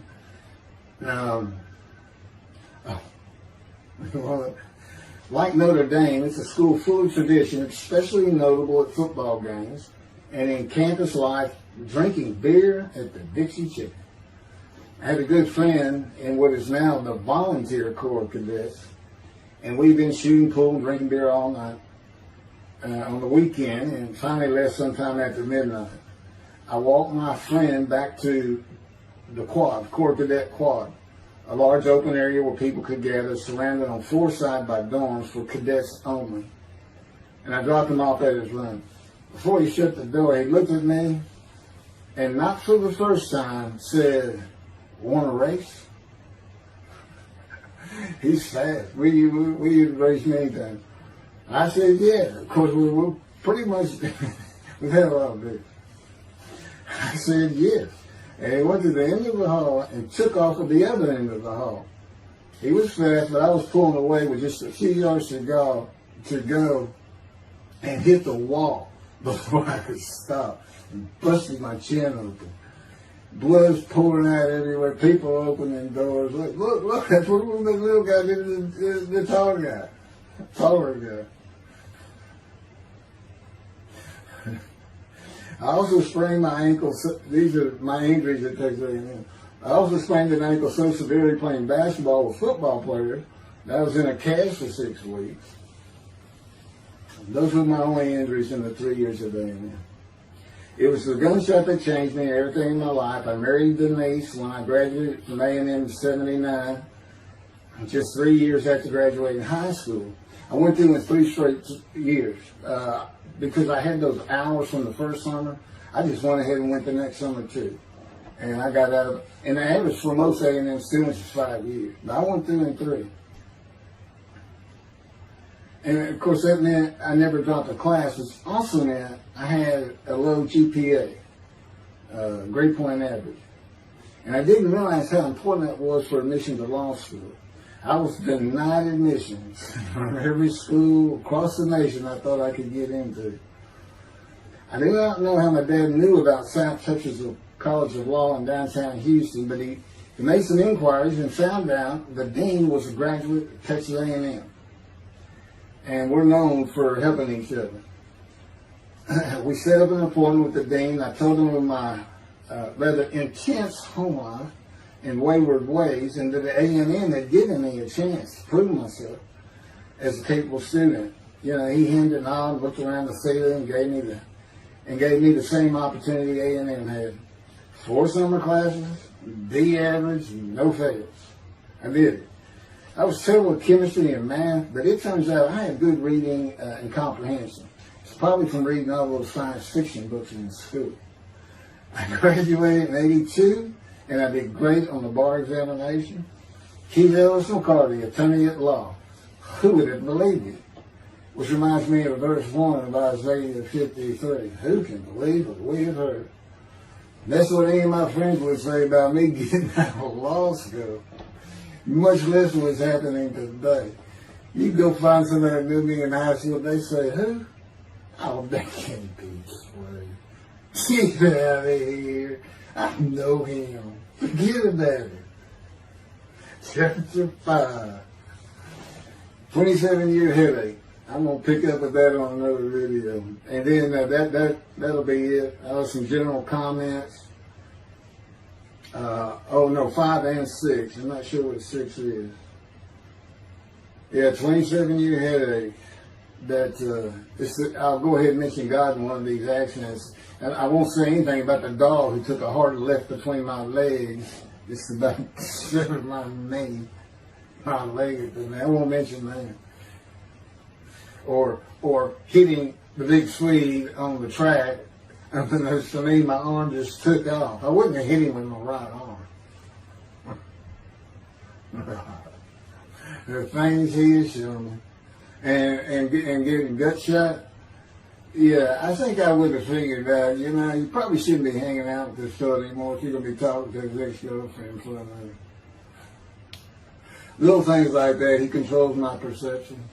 Little things like that in my life to make sure I am the man of Isaiah 53. If anybody thinks I'm going to back off saying that, they're wrong. I have been through too much. My whole life is dedicated to this time, the day of the Lord. As a matter of fact, what about my day? I said, what about my day? Well, he said, well, first of all, God's speaking with you and living with you. Most people say that's pretty good. I said, yeah. But anyway, here's something he's promised me that he lets me check out all the time. And I'm going to put on the screen.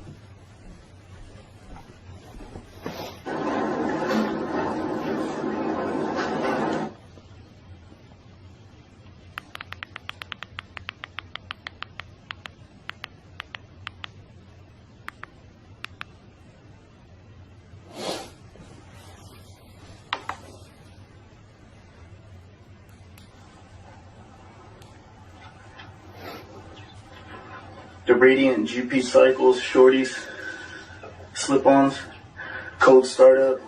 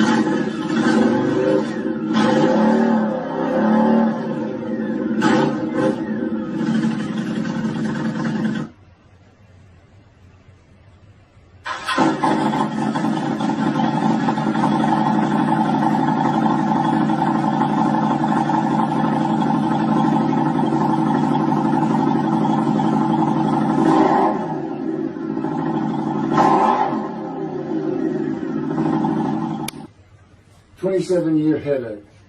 Chapter 5 of the life of God's righteous servant of Isaiah 53.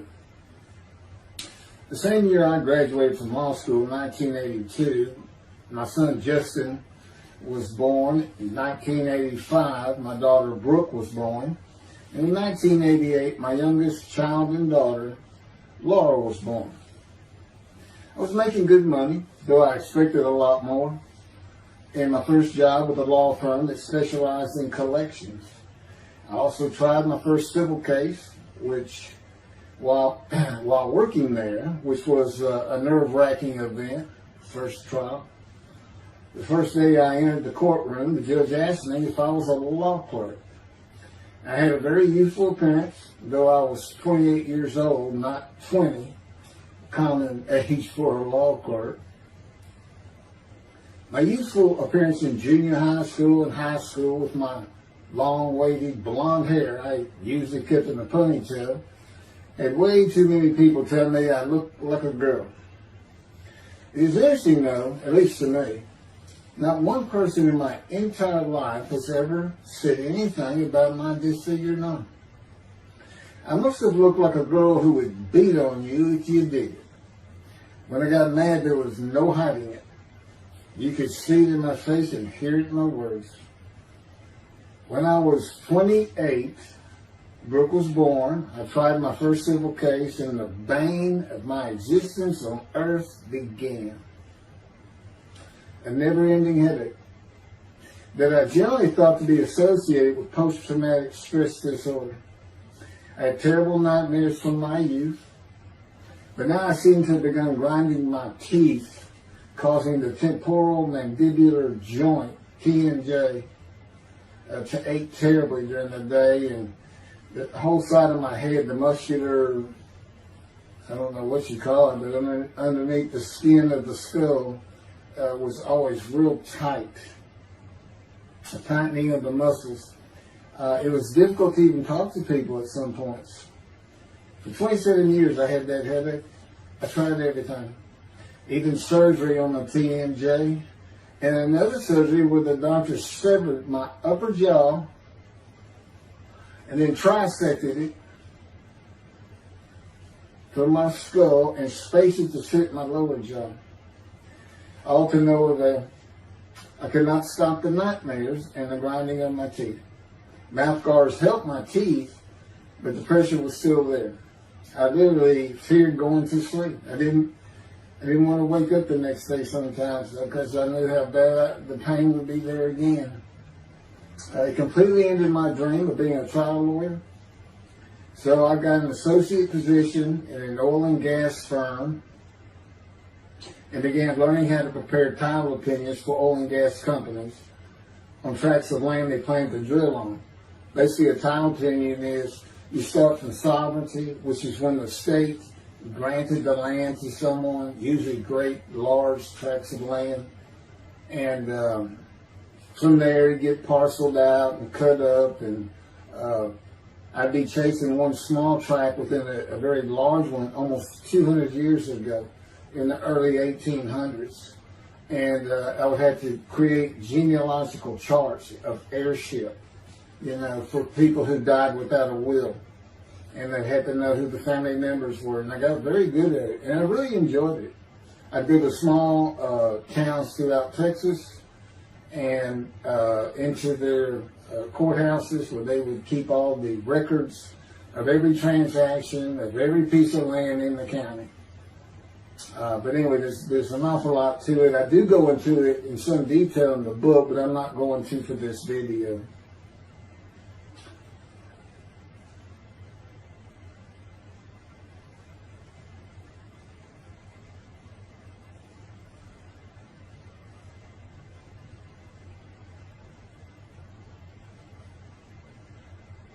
Eventually, I had my own firm. It's just me. In my own office, and I was doing very well, though billing hours for title work is generally lower than other areas of the law, by the hour. But I had also been involved in multi-million-dollar sales of production between oil and gas companies, probated wills, prepared affidavits of heirship, worked with landmen to fix title defects, appellate work, including arguments before justices, plea bargaining in criminal cases for defendants, and anything else that came my way. Then it all stopped, and once again I was fighting for my life in 2001.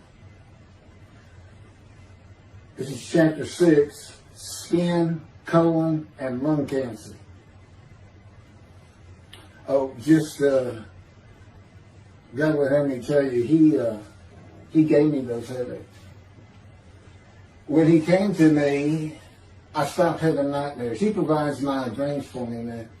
And often as a learning experience. But the grinding of the teeth, everything stopped, and I thought it was just because I wasn't having nightmares.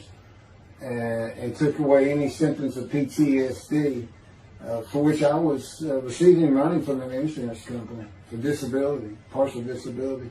And that went on for about 7 years. Then one day we're out walking, year 7 of 13, and I had that headache. It just came, and I just stopped. And I said, "You got to be kidding. You did not give me those headaches." He said, "Yes, I did. It's necessary. You are considered the suffering servant of Isaiah 53. You had to suffer your entire life until you're suitable for my purpose," and that includes fitting every verse of Isaiah 53. At that time, I had finally read it, 7 years into all this. It was about year 2, I think. But yeah, he did. And, you know, I ended up taking painkillers left and right and drinking with it, as so many people do. I was able to maintain, you know, my life, my work, and everything, but it was enough to put the strain on my marriage that I pretty much blamed myself for it. And I told him I did it. That's the only time I got hot. Disfigure me, gut shot, those things, they didn't bother me. But I said, you know, you hurt my children terribly with that. Because I became a bad father. I mean, I wasn't the father I could be. I mean, they love me and I love them. We don't have any serious risks. They're off living their lives and they're all doing great.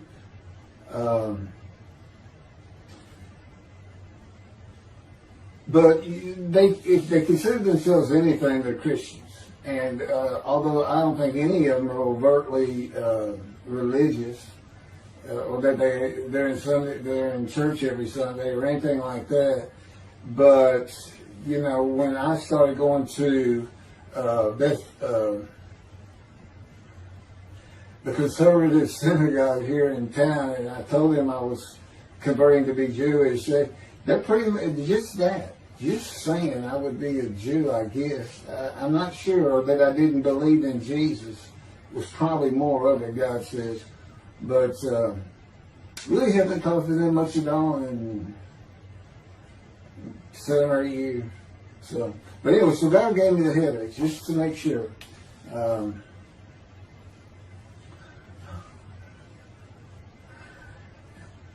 Anyway, I was married to Denise for 18 years, and we divorced in 1997 for irreconcilable differences. We agreed that she maintain custody of the children. The first to leave was Justin, and he came and lived with me. Then Brooke started getting in trouble, who is, as tough as she is beautiful. Her mom's very difficult to get along with. Justin was a lot like me at his age. Trouble followed him everywhere he went. Like me, he was hard to talk to, and like me, his getting out of high school was a coin flip.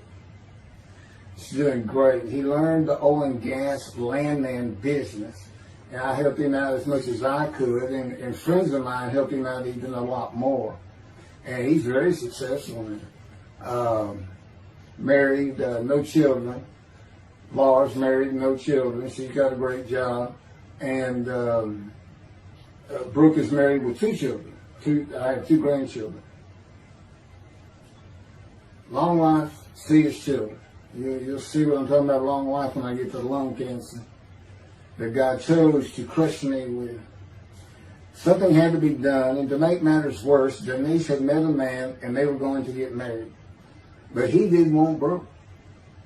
to be part of their new family, or Justin for that matter. He wasn't going to go stay with them anyway. Now, I had 2 of the children, and she had 1, but all still in her custody according to the divorce decree. So anyway, I stopped paying child support on those 2, but had not gotten around to the proper revision of the divorce decree when I took Justin and Brooke with me to live on the Big Island, Hawaii. Laura came with us to visit for a month.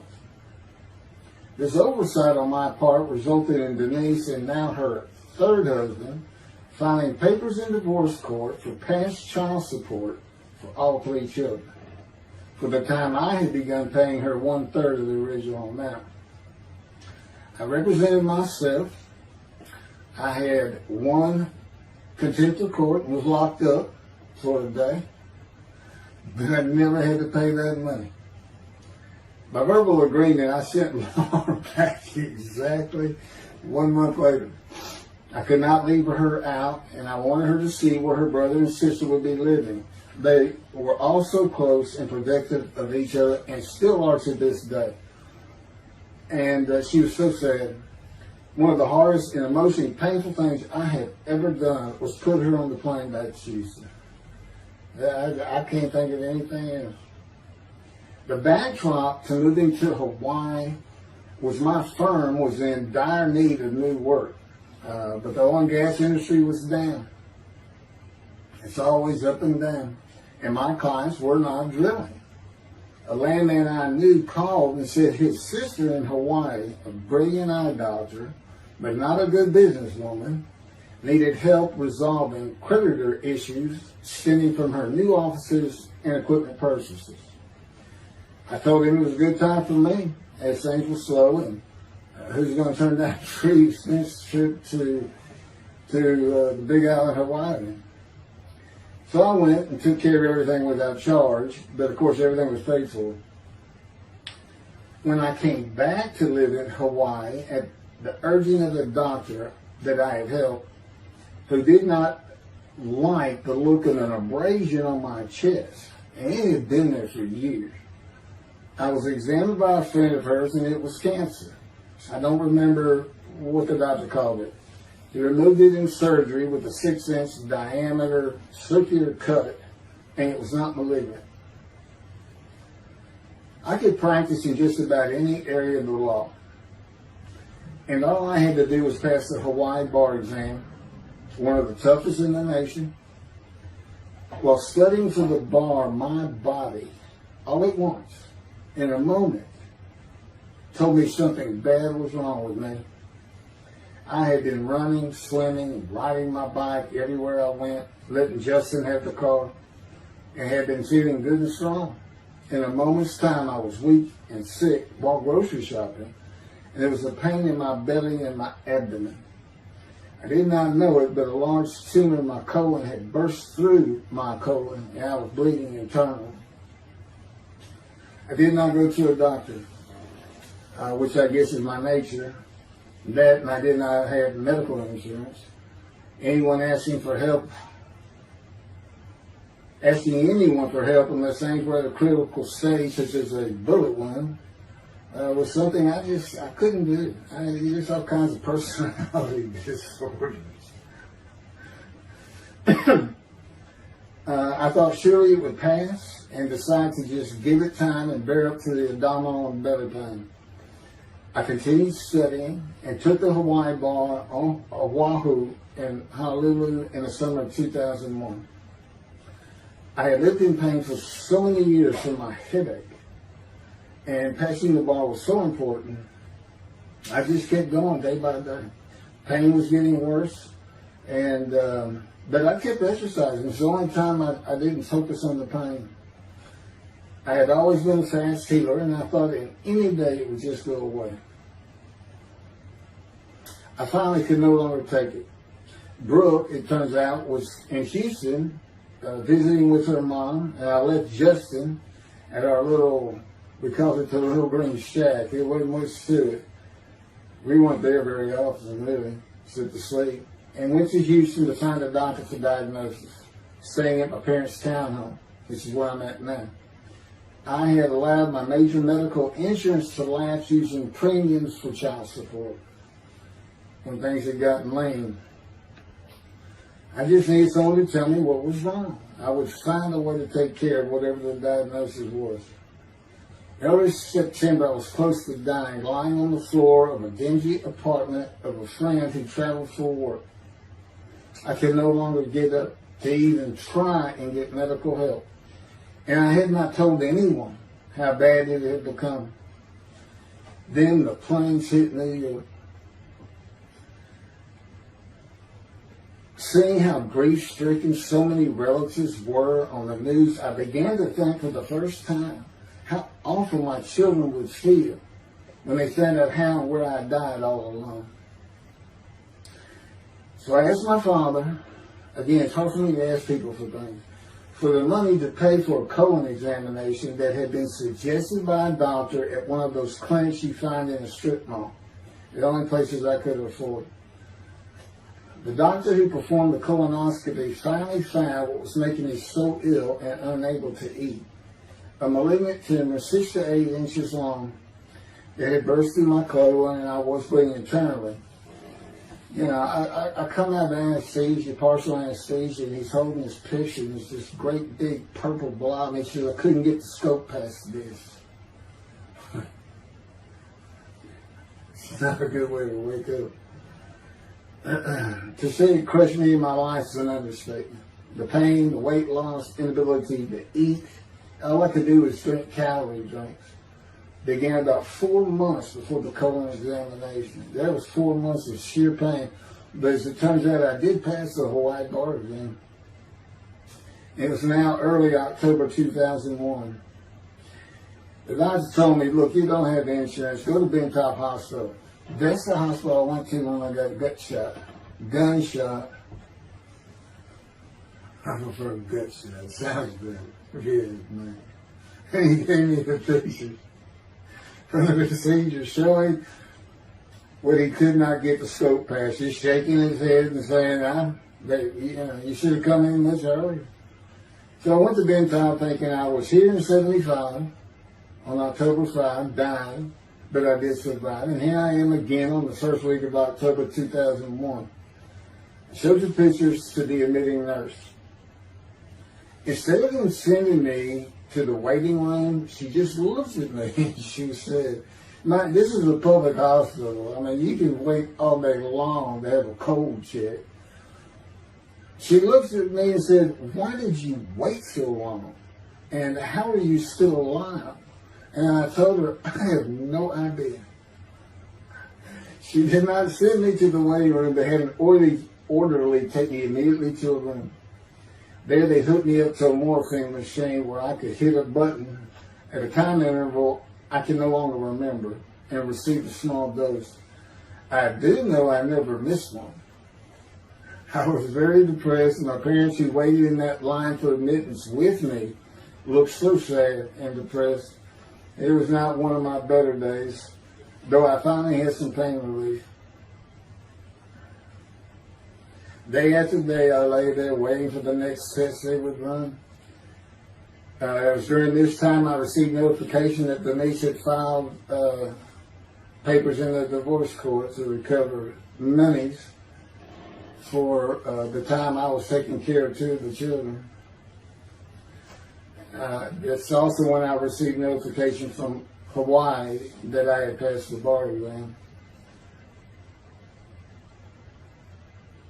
So, Bentop Hospital, what a lifesaver. I mean, young surgeons in like Baylor University, medical schools, it's a prime position to get your hands on if you're going to be a surgeon. Because you're in surgery all day long and all night long, as long as you can stand up. They're bringing people in. It's just a real hot spot in Houston and a great hospital. But it's not a place you want to stay. You really don't. My doctor would come in and be out so fast I never knew what was going on. He did tell you my previous surgery to my abdomen, where they opened me up from stem to stern, complicated removal of the tumor. On October 25, my son's birthday, who was now stuck in Hawaii, They cut me open again and removed the tumor. It was about a week or so later, I was released with a schedule for chemotherapy. I returned to the dingy apartment all alone, and I just stared at the television for weeks. I did, and chemo was so depressing for those who had to go into it. A small room with big chairs for about 20 people who all looked like death, including me. Everyone with an assortment of bags of chemo dripping into our arms for hours. It took about 8 hours before I really got sick from it.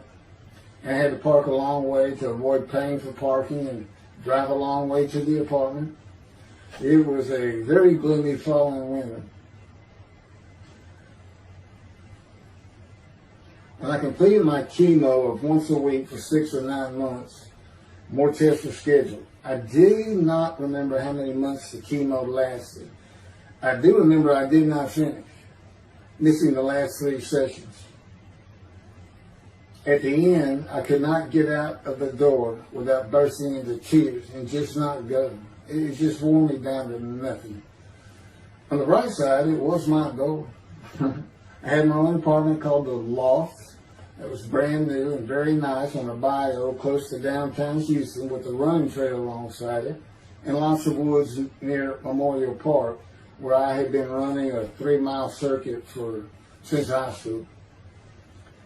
I returned to being told for follow-up tests, including x-rays of my chest, and the colon cancer had not returned then and to this day. The chest x-rays were another matter entirely. The doctor told me he had bad news and showed me the x-rays telling me the white spots I was seeing was cancer. They were everywhere. Lungs full of cancer, he said, at a stage I could not be treated with any success. My dad was with me, and I asked the doctor, well, what does that mean? And when he said you need to prepare for death, the look on my father's face was so sad and hurt at the same time I'll never forget. And we've been through some tough things in this house, every house we've been in. It didn't affect me one bit.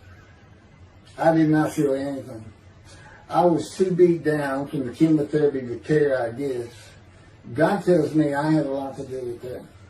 And it's like no matter what they said, I didn't think I was going to die. But I didn't know that. I just wasn't having that conscious thought.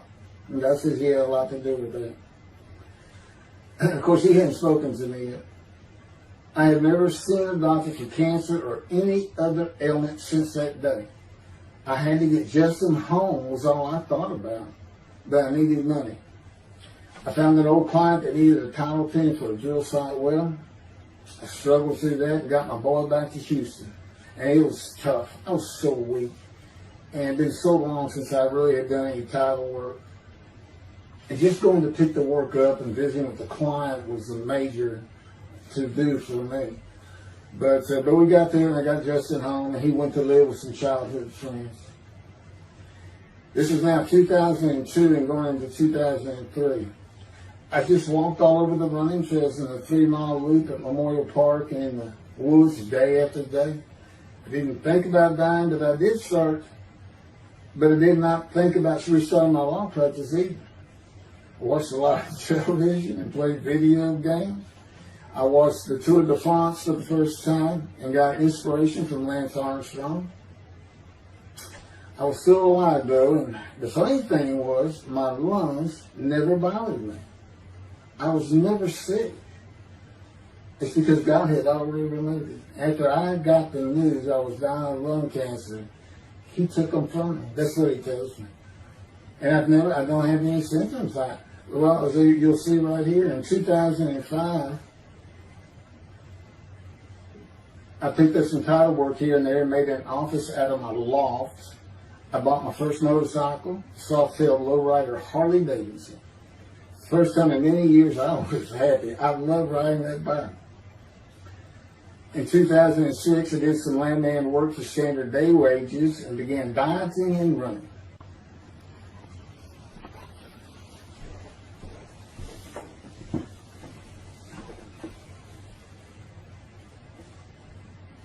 Once again, my camera only goes for 29 minutes and 59 seconds, and I'm going to back up just a little bit. In 2006, I did some land work for standard day wages and began dieting and running. I had never been a swimmer in terms of training for it.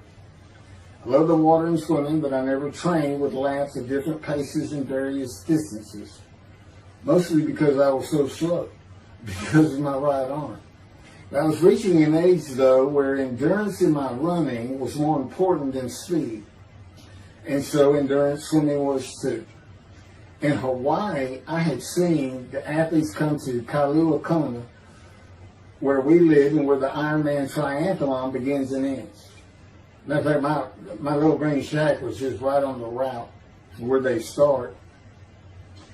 That was a fun week. And it was amazing watching the athletes train and prepare for the race.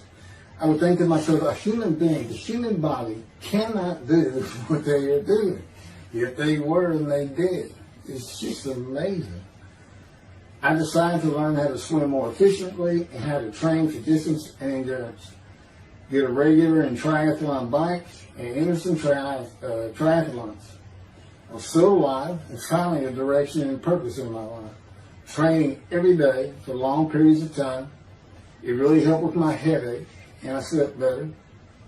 In 2007, I signed up for the March 30, 2008 Lone Star Half Iron Triathlon in Galveston, Texas, and the October 5, 2008 Longhorn Ironman 70.3 in Austin, Texas. You cover 70.3 miles, and you got to do it under 8 hours. And I did real well in the first one. As far as my time, it's 7 hours and a little bit, but I barely made it without disqualification in the one in Austin. And it was primarily because of the hills. It's this very hilly area in central Texas, I guess. But I did make it, and swore I'd never do another one. But I did it after the first one too. It's tough. My insurance is still paying for my inability to work, primarily based on the headache and a diagnosis of PTSD. So I was not working, and I got real serious in training to swim the 1.2 miles in the ocean, and that would be in Galveston and in a lake in Austin, 56 miles on the bike, and a half marathon, 13.1 mile run. That's what I was able to do with a diagnosis in 2001 of lung cancer that could not even be treated, stage 4.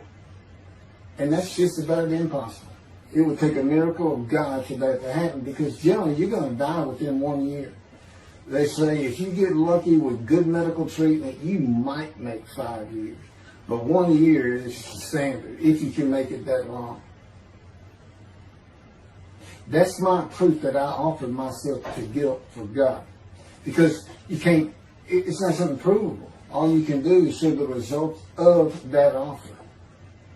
And again, guilt's an emotion. I got way too many videos and everything to get too detailed on it. But that is the proof. You know, I got the colon cancer 20 years ago when the planes hit New York. And it was 2000. Oh, that was 2009, right. Too many things go through my mind when I start thinking about those cancer years. But God, He removed it. He had something for me to do, but that's verse 10. God chose to crush him with disease. And as I've mentioned, the reason He chose that is to show that I was blemished, defective, could not possibly be an offer for sacrifice, because He knew what the Gentiles were going to do.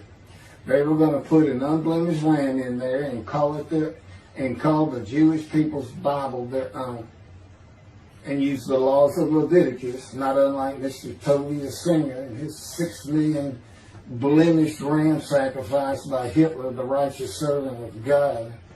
That's how that seems to read. He's welcome to respond any way he wants to that. But it's on the video, it's in the book, it's in quotes by him. It's from his midrash, from his site. And he said, share this with everybody. Everybody can take it. Just share how great my knowledge is. Well, it's lacking in some areas. There's any question he's an intelligent man. But his reasoning capabilities, in my opinion, at least as to Isaiah 53, are severely wanting. I am that man. And God's going to give Christians hell with it and with me. Just like I just heard this for the first time on the video. When all of a sudden he had me say that Jesus announced he wasn't the man of Isaiah 53 on the cross. When he said, Father, Father, Father, why are you forsaking me? Because he was about to die. In Isaiah 53, who he thought he was, and he's not, who he didn't fit the verses, but he thought he was supposed to be exposed to death, but given long life. So boldly he goes into the Roman Jerusalem and gets himself taken up. He's not worried. Delusional, yeah, maybe, but as far as I'm concerned, he's nothing but a story. He never existed. And the story starts with the Essenes of the Red Sea Scrolls and the teacher of righteousness. Real quick, I'll go over that. Here's the thing. Their founder is called the teacher of righteousness. Okay? They were great followers of Isaiah. They had the great scroll of Isaiah. They're prolific writers and copyists. They had their own gate at Jerusalem. The Essenes gate. Now, the New Testament never mentions them. You got Pharisees, Sadducees, Essenes, but they never mention an Essene. And Jesus, quite frankly, would have been one of them. Because they embody who he is. They didn't like riches, hated sinning. They didn't like material things. They removed themselves from Jerusalem, in the most part, to those caves by the Dead Sea for that very reason. But they did have a gate. They still had people who would be there, and you know what they would do at the gates? Tell stories. That's what you do. You tell stories, and it is a great story. Here's this guy, he's connected with God. Back then they believed men were gods. Caesar was a god. Over in Egypt you had the same thing going on. It's a common thought that men could be gods. And this story just springs up. And they didn't even question. They'd have gone and questioned it. I mean, they're sitting right front and center in Jerusalem. You think they didn't hear? This man walking on water, raising the dead, feeding 5,000 with 2 fish and 5 loaves, turning water to wine. That alone, Rome would have said, Caesar would have said, he does what? He turns water to wine. Bring him to me. Don't touch a hair on his head. You don't kill the man who turns water to wine. You send him out with your armies. Make your men happy. It's there's so many ridiculous aspects to it. Most particularly, God performed a human sacrifice for the sinning Gentiles. He's left the sinning Jews for the sinning Gentiles. But he gives them an out, these Gentiles, not his church. He gives them an out. I'm going to kill my son for you. So that you'll be forgiven of violating my commandments and laws. If anybody knows God, and the Jews do, and I know him like nobody's business, that's not him. That's not him. I mean, he told the Jews, I'm never going to leave you, but I will punish you. Now that's him. That's him. And he'll put you to hell just to make you a better person, a better people. And he has no plans of changing that. He's not going to change the minds and the thinking of billions of people to make them love the Jew. He's just not going to do it. And the practicality is he didn't create man for him to even be able to do that. Now, he could have created humanity where he could do that. He could change the mind of everybody at the same time. But I'll tell you on this, he's been working on my mind for 13 years. It is one brutal cop bundle. It's a very one-on-one affair. Now he says, I could just kill everybody. I mean, that's easy enough. That's easy. I could just kill everyone, but He said, that's not, it's all about this. You got to know how to read the Bible. It's written for antiquity first and the Dark Ages, and then the Age of Enlightenment. I mean, basically he's saying you've got to go back over it. You've got to check these guys. You've got to check Rambam and his speech. God's going to make the world speak Hebrew. Or, they will be the pure speech. You got to check some of this stuff. And I read Rashi's, I went to his Isaiah 53 main reaction. All I can say is very unimpressed. I've seen what he has to say in Malachi. He didn't pick up on any of this. He didn't know what the angel of the Lord is, the angel of the covenant that you desire. He doesn't know how Moses goes by a burning bush that's not consumed. The angel of the Lord is in there and God speaks. I do. To me, it's just like, well, you just get some basic concepts and, all of a sudden, and quite frankly, it'll open up the scripture to the Jews. They can put the Talmud aside for a little while. But I will say this. God says, if you can study it, study it. There's all kinds of great things in it. Just be real careful about what you teach from it. And it's useful for heaven. If you like to talk about Talmud as a scholar with other Jews who may very well be in scroll remembrance with you, you can meet up with them. You'll see them in the meeting places, have them over to your room. Y'all can watch the new earth being created and the new peoples of God chosen, and watch the evolution of the chosen people. And humanity, the same as this one. God says, why would I change it? Why would I change it? When I did it, it was perfect. And you can tell Mr. Singer that the evolution that he's talking about, where all of a sudden the world's going to love the Jews, been going on for over 3,000 years, and it hadn't even, and today anti-Semitism's up, and David is here. It's not going to happen. Thank you very much. I will be doing, was that 5 and 6?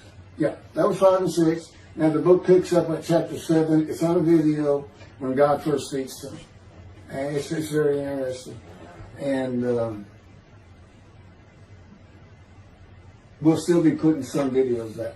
But I've pretty much covered all the major material. Everything from Isaiah 53, the day of the word, Lord. There's a few more things. And it's a better read than it is a video watch. But, for those who like to read. But it's covered very well in these videos. And now that I put in the personal part in, which is to show how I fit Isaiah 53, and you see the difference in my life. Now, that's a life of suffering. That's a life of pain. That's a life of familiar with disease. They said, gee, when he died on the cross, he was scourged. He was scourged, and this and that. Do you know how much he suffered in his life? I mean, he's not even in the conversation as a man of suffering. He's not in the conversation. Thousands and thousands and thousands of people died horrific deaths back then and by crucifixion. It's not the only one. This is descriptive of a man and his life. So you can find him, identify him. And what did he do? He never suffered. He was never sick, ever, until the last day of his life. 30 years old, he's got one baby under his belt of pain and suffering. To me, that's not, you're not even in the conversation. I mean, that's nothing. That's not even suffering. That's just, you had a bad death, sorry. You got whipped first. You got whipped. One gospel says that the scourging was an open-handed slap to the face. Now, the other three do say scourge. But then and then every movie you see, he's carrying that cross. He's all whooped up and bleeding, this and that. He carries the cross in one gospel only. In the other three, it's carried for him. And then he's on the cross, and what does he do? Father, Father, why are you forsaking me? And then the gospel says, one of them, and then he gave up the ghost. He gave up and died. I laid in the back of the ambulance for 8 hours, doing everything I could in my power to stay alive. Just gave up the ghost. There's another video where we make that a little bit more humorous. Anyway, thank you for listening, and I guess that's it. Thank you.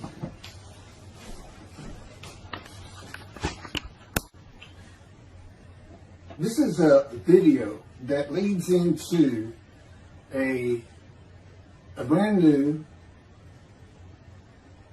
very distinct, not heard from before, commentary on Isaiah 53, which begins actually in Isaiah 52.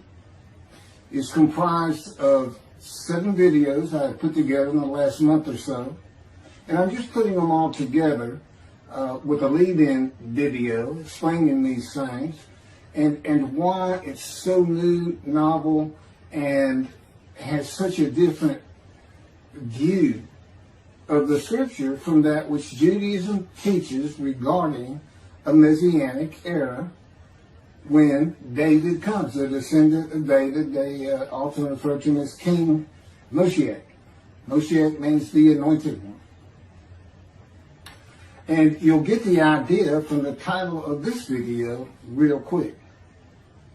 God speaks to an atheist. And it began like this.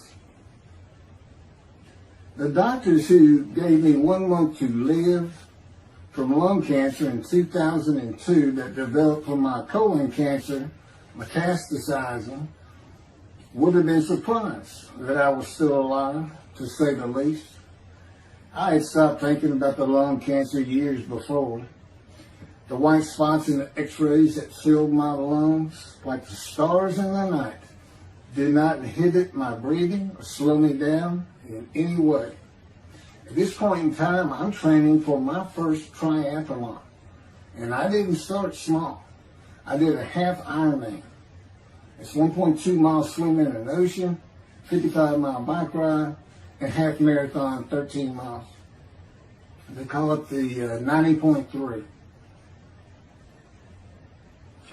One Saturday in the fall of 2007, I was cooking lunch in my small kitchen, post-divorce, and at the stove, when God said, from just a little behind me, as though somebody was speaking to me right here, and above my right shoulder, which is this figure, wash your hands. I turned around to the sink, washed my hands, and turned back to the stove. Now understand, I've been an atheist for 50 years. I mean, I completely denied the existence of God. And then from right here, a small, quiet voice, like an account they had with Elijah at the cave, said, wash your hands. And I simply turned around, washed my hands, and went back to the stove. I didn't say a word to him. I didn't even keep thinking about it. I just did it. That was it. It was as though he had always been there. Just as to Adam. That's what I liken it to. And he dictated this to me. This is from my book, the book of my life that God dictated to me. It's called The Righteous Servant of God of Isaiah 53. No, the life of God's righteous servant of Isaiah 53. And he put it together. And he did it because he actually came to me, as Jeremiah would say, in the womb, but in my first year of life. And like Ezekiel, lit and entered me. So that part of chapter 11 of Isaiah happened well over 62 years ago. That's when that happened. That's when Moshiach was here. For all these rabbis and commentators who have been saying, he's here, no, he's here. Well, he's been here, I've been here a long time, I just wasn't prepared and hadn't even heard his voice yet. But what he did, with Jeremiah, he made sure he was a priestly, godly man and guided his life. With me, it was to make sure I fit every single verse of Isaiah 53 as only I can explain it, what it's for, what it all means, and live a life of suffering familiar with disease. God chose to crush him with disease that he would offer himself for guilt and receive long life to see his children. That's my proof that it happened. It told me 20 years ago, we can't treat this lung cancer. It's too advanced. You're going to die. And you're going to die real soon. You need to prepare for it. And it did crush my life. I stopped working. I just kept waiting to die. And I didn't die now. I'm training at this point in 2007. I'm training for a triathlon. I finally said, "The heck with it all." And that's the proof. Crushed with disease, exposed to death. That's in verse 12. Exposed to death, and here I am. 20 years later, still going. Haven't seen a doctor since. Never received any treatment, which is unheard of with lung cancer. And had colon cancer before that, and had skin cancer. I'm a man familiar with disease, that God chose to crush the disease. And these 7 videos put together as one. Obviously, I wouldn't ask or won't, and I couldn't do it to listen to them all at one time. But I know you can mark your spots and everything. But it was spread out in 7 different videos, and I thought, well, the next video I'll do, I'll have a preamble to it and explain. This is not fooling around. Once you learn my version, which comes from God, of when Moshiach comes, the day of the Lord, which is left out of the Messianic era. But if you ignore me, God says, as my role as Elijah, God says, when he does return to his temple suddenly, it's going to be with, and it's not there, it's going to be with utter destruction to the land. Okay, all this is explained, so I'm not going to keep going in detail and carry on with God first speaking to me, but it was as what Adam would have felt like. This is natural. I mean, to him, having somebody speaking to him from above him, from up here, from within him, it's perfectly natural. And he wouldn't be falling down in reverence and I'm not worthy and all that. It would just be, this person's always talking to me and telling me what to do. The fact that he doesn't see him wouldn't probably enter into his mind. This, that's just the natural order of the world for Adam and me, particularly today, 13 years later. Still in God's fire of refinement, preparing me, and now we have the books, they're unpublished, Jewish publisher, Christian publishers, I dare not even send it to them, because how harsh I am on Jesus Christ, who said he was the man of Isaiah 53, and it's because of him I had to get crushed with cancer. That's what that's all about. God doesn't have to crush you to make you offer yourself for guilt. He just seized Ezekiel and put him through the fire of refinement, the anguish of it, and sent him off to be a prophet to the Assyrian, Babylonian exile, of which he was one, actually. Ezekiel, the book of Ezekiel is the key to Isaiah 53. That's my background. See, God, these videos, everything, the way where he put angel of his presence and Holy Spirit, that Judaism doesn't recognize. A host of the Lord's host. It's in the book of Joshua, one time. He did it so they wouldn't find it. He knew what this was going to be about. These were my proofs. This is what it's all about. He set it up for me to be this controversial. You just got to take the Messianic era of Judaism and toss it out the window. And you'll understand why, when God has me explain it to you, he controls everything I do, think, and say. Finishing preparing lunch and ready to watch a Texas A&M football game, I headed to the living room, and God said, "Get a napkin." I turned back to the kitchen and got a paper towel, sitting on the couch from about the same place. Sitting on the couch with the television on and my plate in my lap, God said, "Get your TV tray." I got up, set my TV tray in front of me, and placed my plate on it, began eating and watching the game. That night, I was in bed reading a book. From the doorway, God said, "Tomorrow we're going to Bed Bath & Beyond, the store, to buy a shower curtain, sheets, pillowcases, and shop in general for things that you need." I said, "Okay." and continue reading my book. That's God spoke to an atheist. That's how it started. We call it the early years now. We talk about it.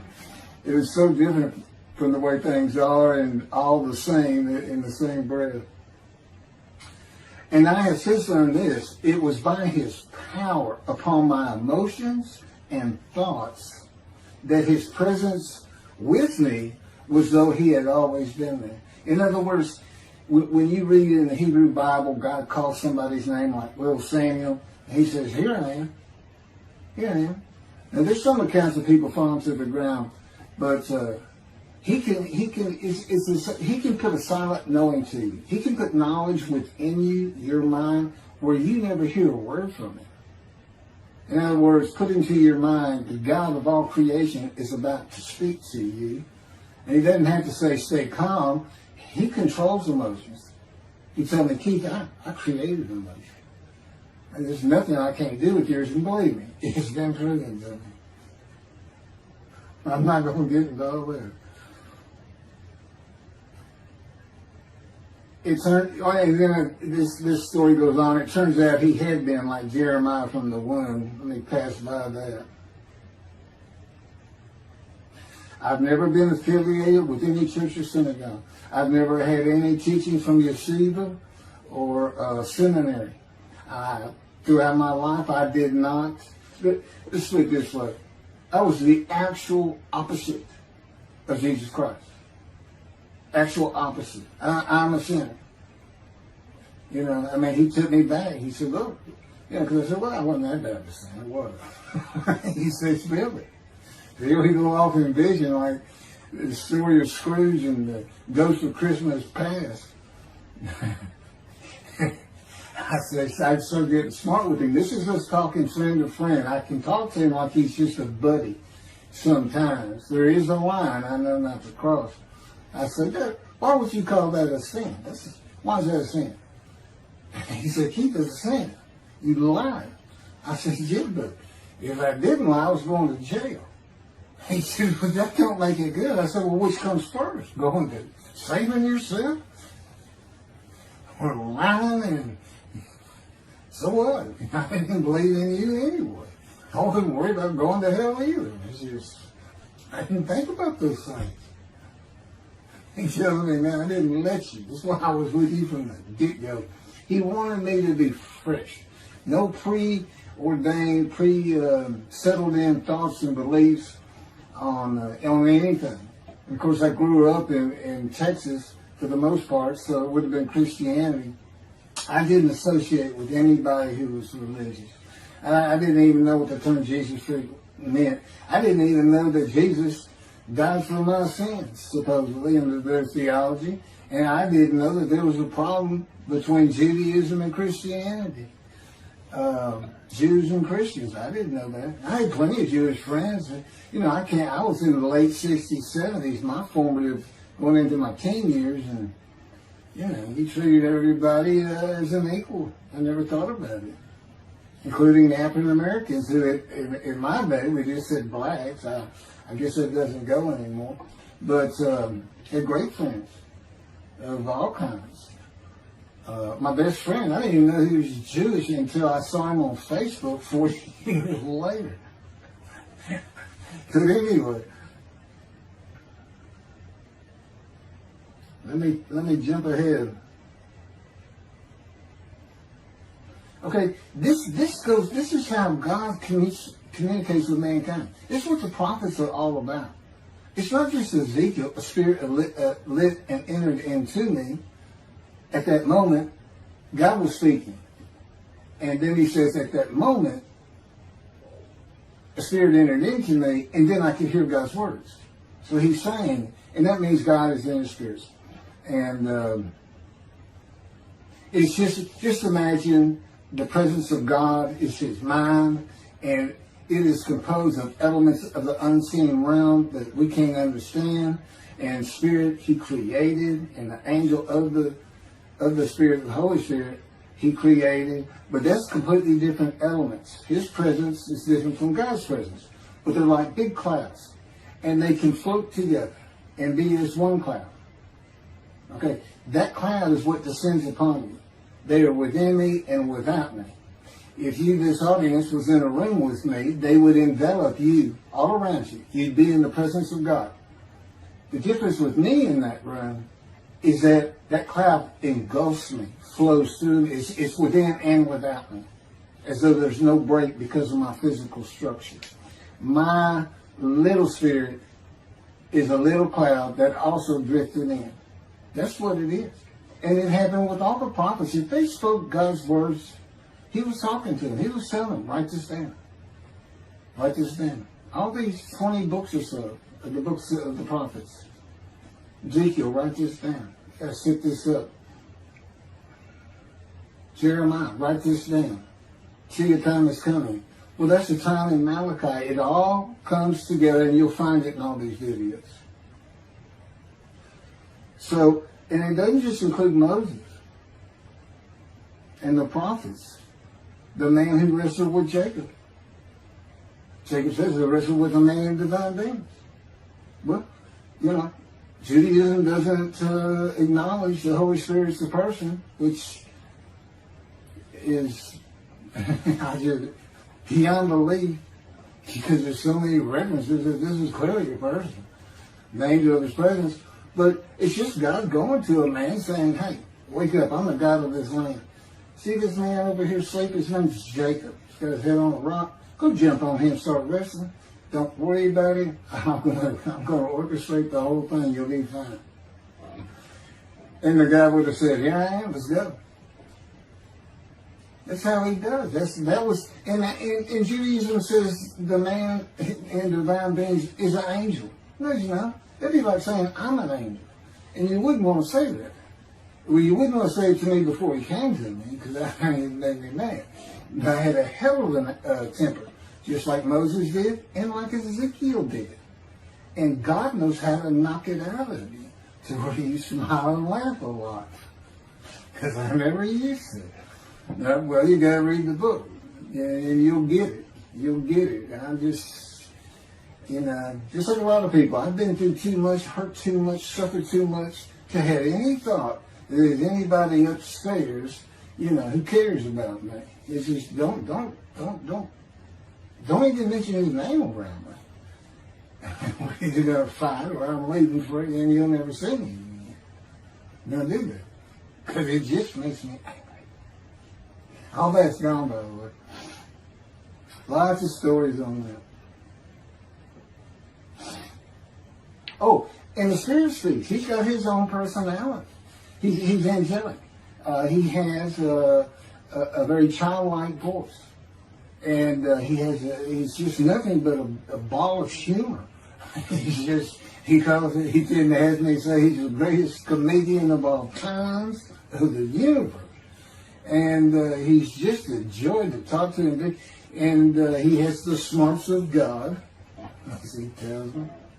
But I have instant communication with him. I have instant communication with God. It's like there's three persons in my mind. This one cloud is three clouds. It's two spirits in the elements of God's mind. And slow process of 13 years, and it's 13 years of, and this is from Isaiah 53, punishment, wounding, chastisement, maltreatment, crushing, bruising, and I'm telling you, he's relentless. These are the stories, and I have a lot more once I get to Israel, and I have full confidence God's going to get it done. That's one thing I don't worry about. 13 years, a year and a half of trying to get books published, denied by everybody who even bothered to answer me, because it's just so different. And it can only go to Jewish publishers, and it's just like, well, this isn't the stuff we believe, and it sounds like he's saying it's him, and this and that. Well, I was. God said I made sure I didn't get them published. I wanted to do the videos first. You see, I'm not on the executive committee. I don't know what's going on 99% of the time. I don't know what I'm going to have for dinner. I no longer have self-will. I can't ask him for anything. There's all kinds of reasons for that, such as, you know, if one of my kids gets sick and he doesn't heal them up, you know, cancer or something, Am I going to be disappointed? Am I going to be hurt? The answer is no. He's trained me too well to even bother asking. If he's going to do it, he's going to do it. I know he has the knowledge, and he's right here with me. So, it's a long, detailed process. I know things from his perspective. This is another reason the Messianic era is not going to happen. And it comes out in these films. But the Holy Spirit, the angel of his presence, we're friends. God says, I can't be friends with human beings. I said, well, we're friendly with each other. He said, yes, that's right. I said, I Googled this, and technically you are my friend. He said, well, I know, but I just don't acknowledge you. I said, why? He said, because I'm God. That's the way I am. I get to do whatever I want. Now, he's just messing with me. It's just like having a friend. Of course, it's a true statement. He can do whatever he wants. But he's pretty stately and regal. But, again, we live together. I've lived with him for 13 years now. And it's never going to end until I die. I wouldn't even know what to do. He said, if I let you, you're going to fall down dead. You're not supposed to be alive. I keep you alive. So I took that cancer from you, but I just put it back in if you do something that makes me want to leave. I said, well, what am I going to do? No self-will. To an extent, no self-thought. And I told him, I'm not even a human being anymore. He said, well, what are you? I said, I don't know. I'm a man and divine beings, but I'm not a human. I don't have self-will. That's what distinguishes the human being from the animal. He said, but I'm being the human for you. I'm providing your self-will. So you do, in a way, have it. So you're still a human being. I said, well, I'm dead. He said, why are you dead? I said, because it's like my brain's not connected to my spirit anymore. It's like you're sending all the information in. And that's about heaven. I haven't lived the existence in heaven as to my thoughts, because in heaven you won't have a mind. The heaven for the Jewish people only, I might add. You won't have a mind. God's got to provide it for you. He's got to be you for you as a completely new and different creature. It's still you. It's a very amazing story on how that does. And I'm taught all these things and literally experience them, not only in the real, but in visions. I've had more visions than, you count every single vision in the Hebrew Bible and the New Testament. I've had easily double that. And I'm a walking visual. God's communication, and this actually shows up in the story of Moses. He won't let me tell right now. But he puts images in your mind. Instead of saying a sentence, you get something in your mind, a picture. Anyway, I call it visuals. And you can be wide awake for those. And I can be in vision wide awake. Okay, so we finished our shopping. You get shower curtains and everything. And God said, let's go to the bookstore and get you a Tanakh. To which I replied, well, what's a Tanakh? I didn't Hebrew Bible, okay. Well, I know the Holy Bible, the New Testament and Old Testament. And on we go. I'm starting to learn for the first time. At Barnes & Noble's, we looked at all the Hebrew Bibles and purchased the Jewish Publication Society's Tanakh, the Holy Scriptures, which is a translation that began in 1956. It was published in 85. Men who spent 30 years on the Leningrad Codex, the oldest Hebrew Bible in existence. They started from scratch. I hear these rabbis and people saying, well, I know what these translations are, this and that, and this, and God says, just go with the JPS. They hit it right just about every single time. I've only found one thing that I don't understand how they missed it. But it's in 53. This is the 1985 edition. That's the best translation you can get out there. And I don't just hear God speak to me. His presence is heavy. And I'm also, it says he pinned Ezekiel's arms behind his back with his cords of power. And by his cords of power, Ezekiel could not leave his house. That's in Isaiah 53. He took him from the land of the living. Took him from society. The man of Isaiah 53 lives, so he's taken from society, but that doesn't, from the land of the living, that doesn't mean he died. And there's no crucifixion in 53. So you start to see how Ezekiel is so important in this. And that's where you find out about the covenants of friendship that come with God in the day of the Lord when Moshiach comes. Again, you don't hear anything about it in this Messianic era. I'll tell you this. I think the Jewish people are going to like this better.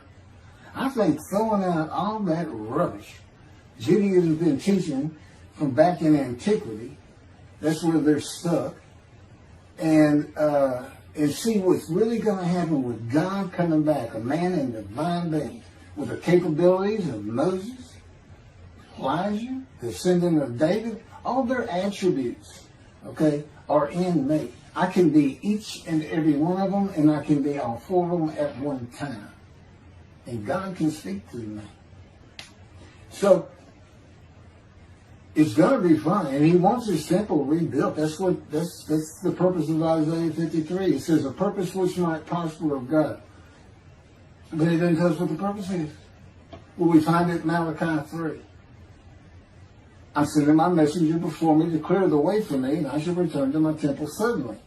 But the covenant that comes with David says, I'm going to place my sanctuary amongst you. He already knows it's not going to be there. And then we have Elijah in Malachi 3. Well, he's got a purpose that might prosper. And if it doesn't, God comes with utter destruction to the land. And again, you don't hear it with the Messianic era. Utter destruction to the land. There's 7 million Israeli Jews. How can you not read that and go, that sounds an awful lot like I'm going to raise up armies against you? You just ignore that. Well, anyway, we're getting into this stuff. And the purpose that might prosper, I never believed that. I think they just hooks the man of the righteous servant of God of 53. I think that puts him with, he's got the same purpose as Elijah. Elijah's supposed to bring the families back together through the laws and teachings God gave Moses, or being mindful of them. That's the new covenant. It's an amendment. It's an amendment that also has a new inclusion of sin forgiveness. Over the last 63 years, God's presence has resided in Texas, Louisiana, Florida, and Hawaii. And he is more than ready to return to his land, Israel. Because wherever I am is where his presence is, and those are all the different states I lived in over this time period. Wherever I go. As a matter of fact, if you see me in Israel down at the old city or down at Tel Aviv, you can turn to your friend and say, hey, I know where God is. I said, really? I thought he left.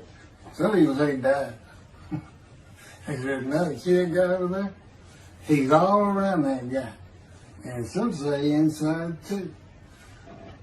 That's what it's going to be like. God said, when we get to Israel, we're never leaving again. I said, I wanted to see Great Britain.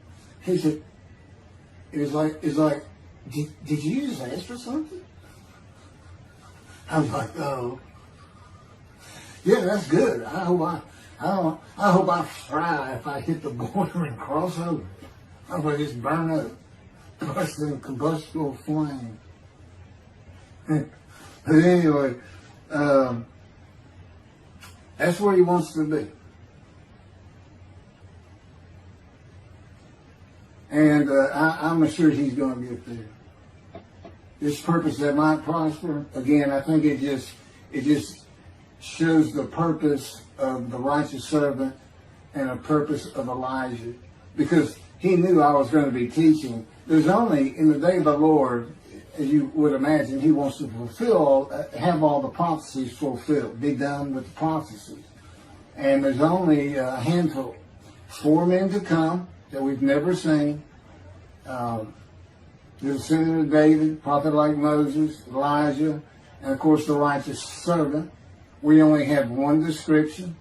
Even the sages knew you got to have a description of the descendant of David. It's Isaiah 53. They called him in the Babylonian Talmud the leper scholar. You'll see me referencing it on just about every video. In other words, I'm saying, look, it's not Jesus, it's not the people Israel is taught today. It's this guy from the Talmud that just hadn't come yet. You just didn't know, didn't have a man that fit the description. Well, you do now. And two covenants. The friendship covenant, which is actually in two parts, Ezekiel 34 and Ezekiel 37. One part of which is, I'm going to put my sanctuary amongst my people. And the other part, interesting enough, has to do with the land blooming again, which is Jeremiah 31. See, a time is coming, the land will bloom again. See, a time is coming, the cities after desolation of many years, 2,000 plus actually, will be restored and Jerusalem rebuilt. And the Jews shall never be defeated again. Okay, now we just talked about utter destruction likened to armies being raised. But here it is in this friendship covenant, in this, Jerusalem being rebuilt. If that's done, then you'll never be defeated again. So, you look at it and go, well, there's kind of a problem between those two. And what I think it means is he's going to get the temple built now that Jerusalem's been rebuilt and he's come. That this might prosper because, it kind of gets you. So what is the purpose of God might prosper? Who thought you could do everything? And he said, well, in a large part, my people got to listen to you. They got, especially the rabbis, they never listen to my prophets. They're all full of themselves. Think they know everything. Well, he starts getting angry. And see, that's not good for me. Because all of a sudden he wants to make me better, which means suffering. You got to keep them away from those movies. I'll tell the Spirit, say something funny. Get the funny guy around here. We talk friend to friend too. Well, anyway, I'm going to let you. There's a lot more, but this story's in my book. Hopefully, after spending time and understanding who I am, and this is here. It's happening. I don't care what the rabbis think or say.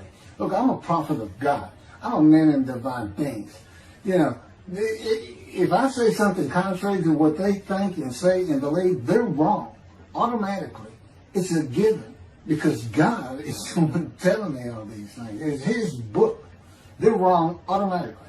And He is livid that I'm having this problem with Isaiah 53 being the people Israel.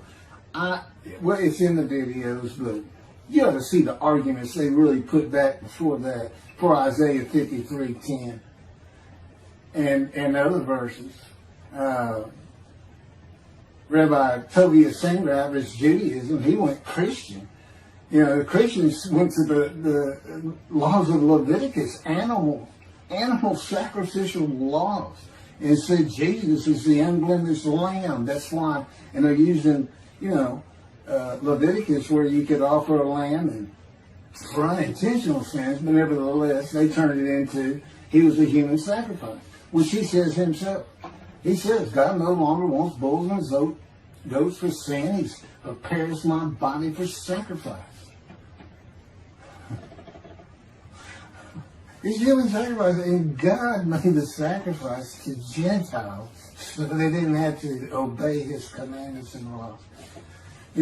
From an atheist who comes in with no religious background, I read that and I look up face to face with God wherever He is at that moment. And I say, you got to be kidding me. People believe this? He said about 2 billion right now. So I'm not going to bother trying to tell you how many there's been in 2,000 years. God made a human sacrifice to me so I can go to heaven and I can go kill somebody if I want to. I can go rob, I can go beat my wife and my kids. I accept Jesus again. God was teaching me the New Testament, and this guy at one of these mega churches comes to me and says, if you do accept Jesus Christ, you're not just forgiven of all sins that you have committed. You're forgiven of every sin you're going to do in the future. I said, really? He said, yes, really. He said, Jesus knows you're going to do it, and He already forgave you. I said, what? Okay. So, if you're a Christian, you can just sin all the time, because Jesus knew you were going to do it. I hadn't actually heard that taught, but that's the effect. Okay. This year in Jerusalem. Enjoy the books. Don't try to listen the video. Don't try to watch them all at one time. But what I did is I put them together for you in the order they should be. And I just thought it'd be easier. And we're kind of coming to the end of our videotaping for a little while, it seems like. Again, I'm not on the executive committee with God and His Spirit. I never really know what we're going to do next. And the books are at keithmccarty.wordpress.com. You can find that on my YouTube channel.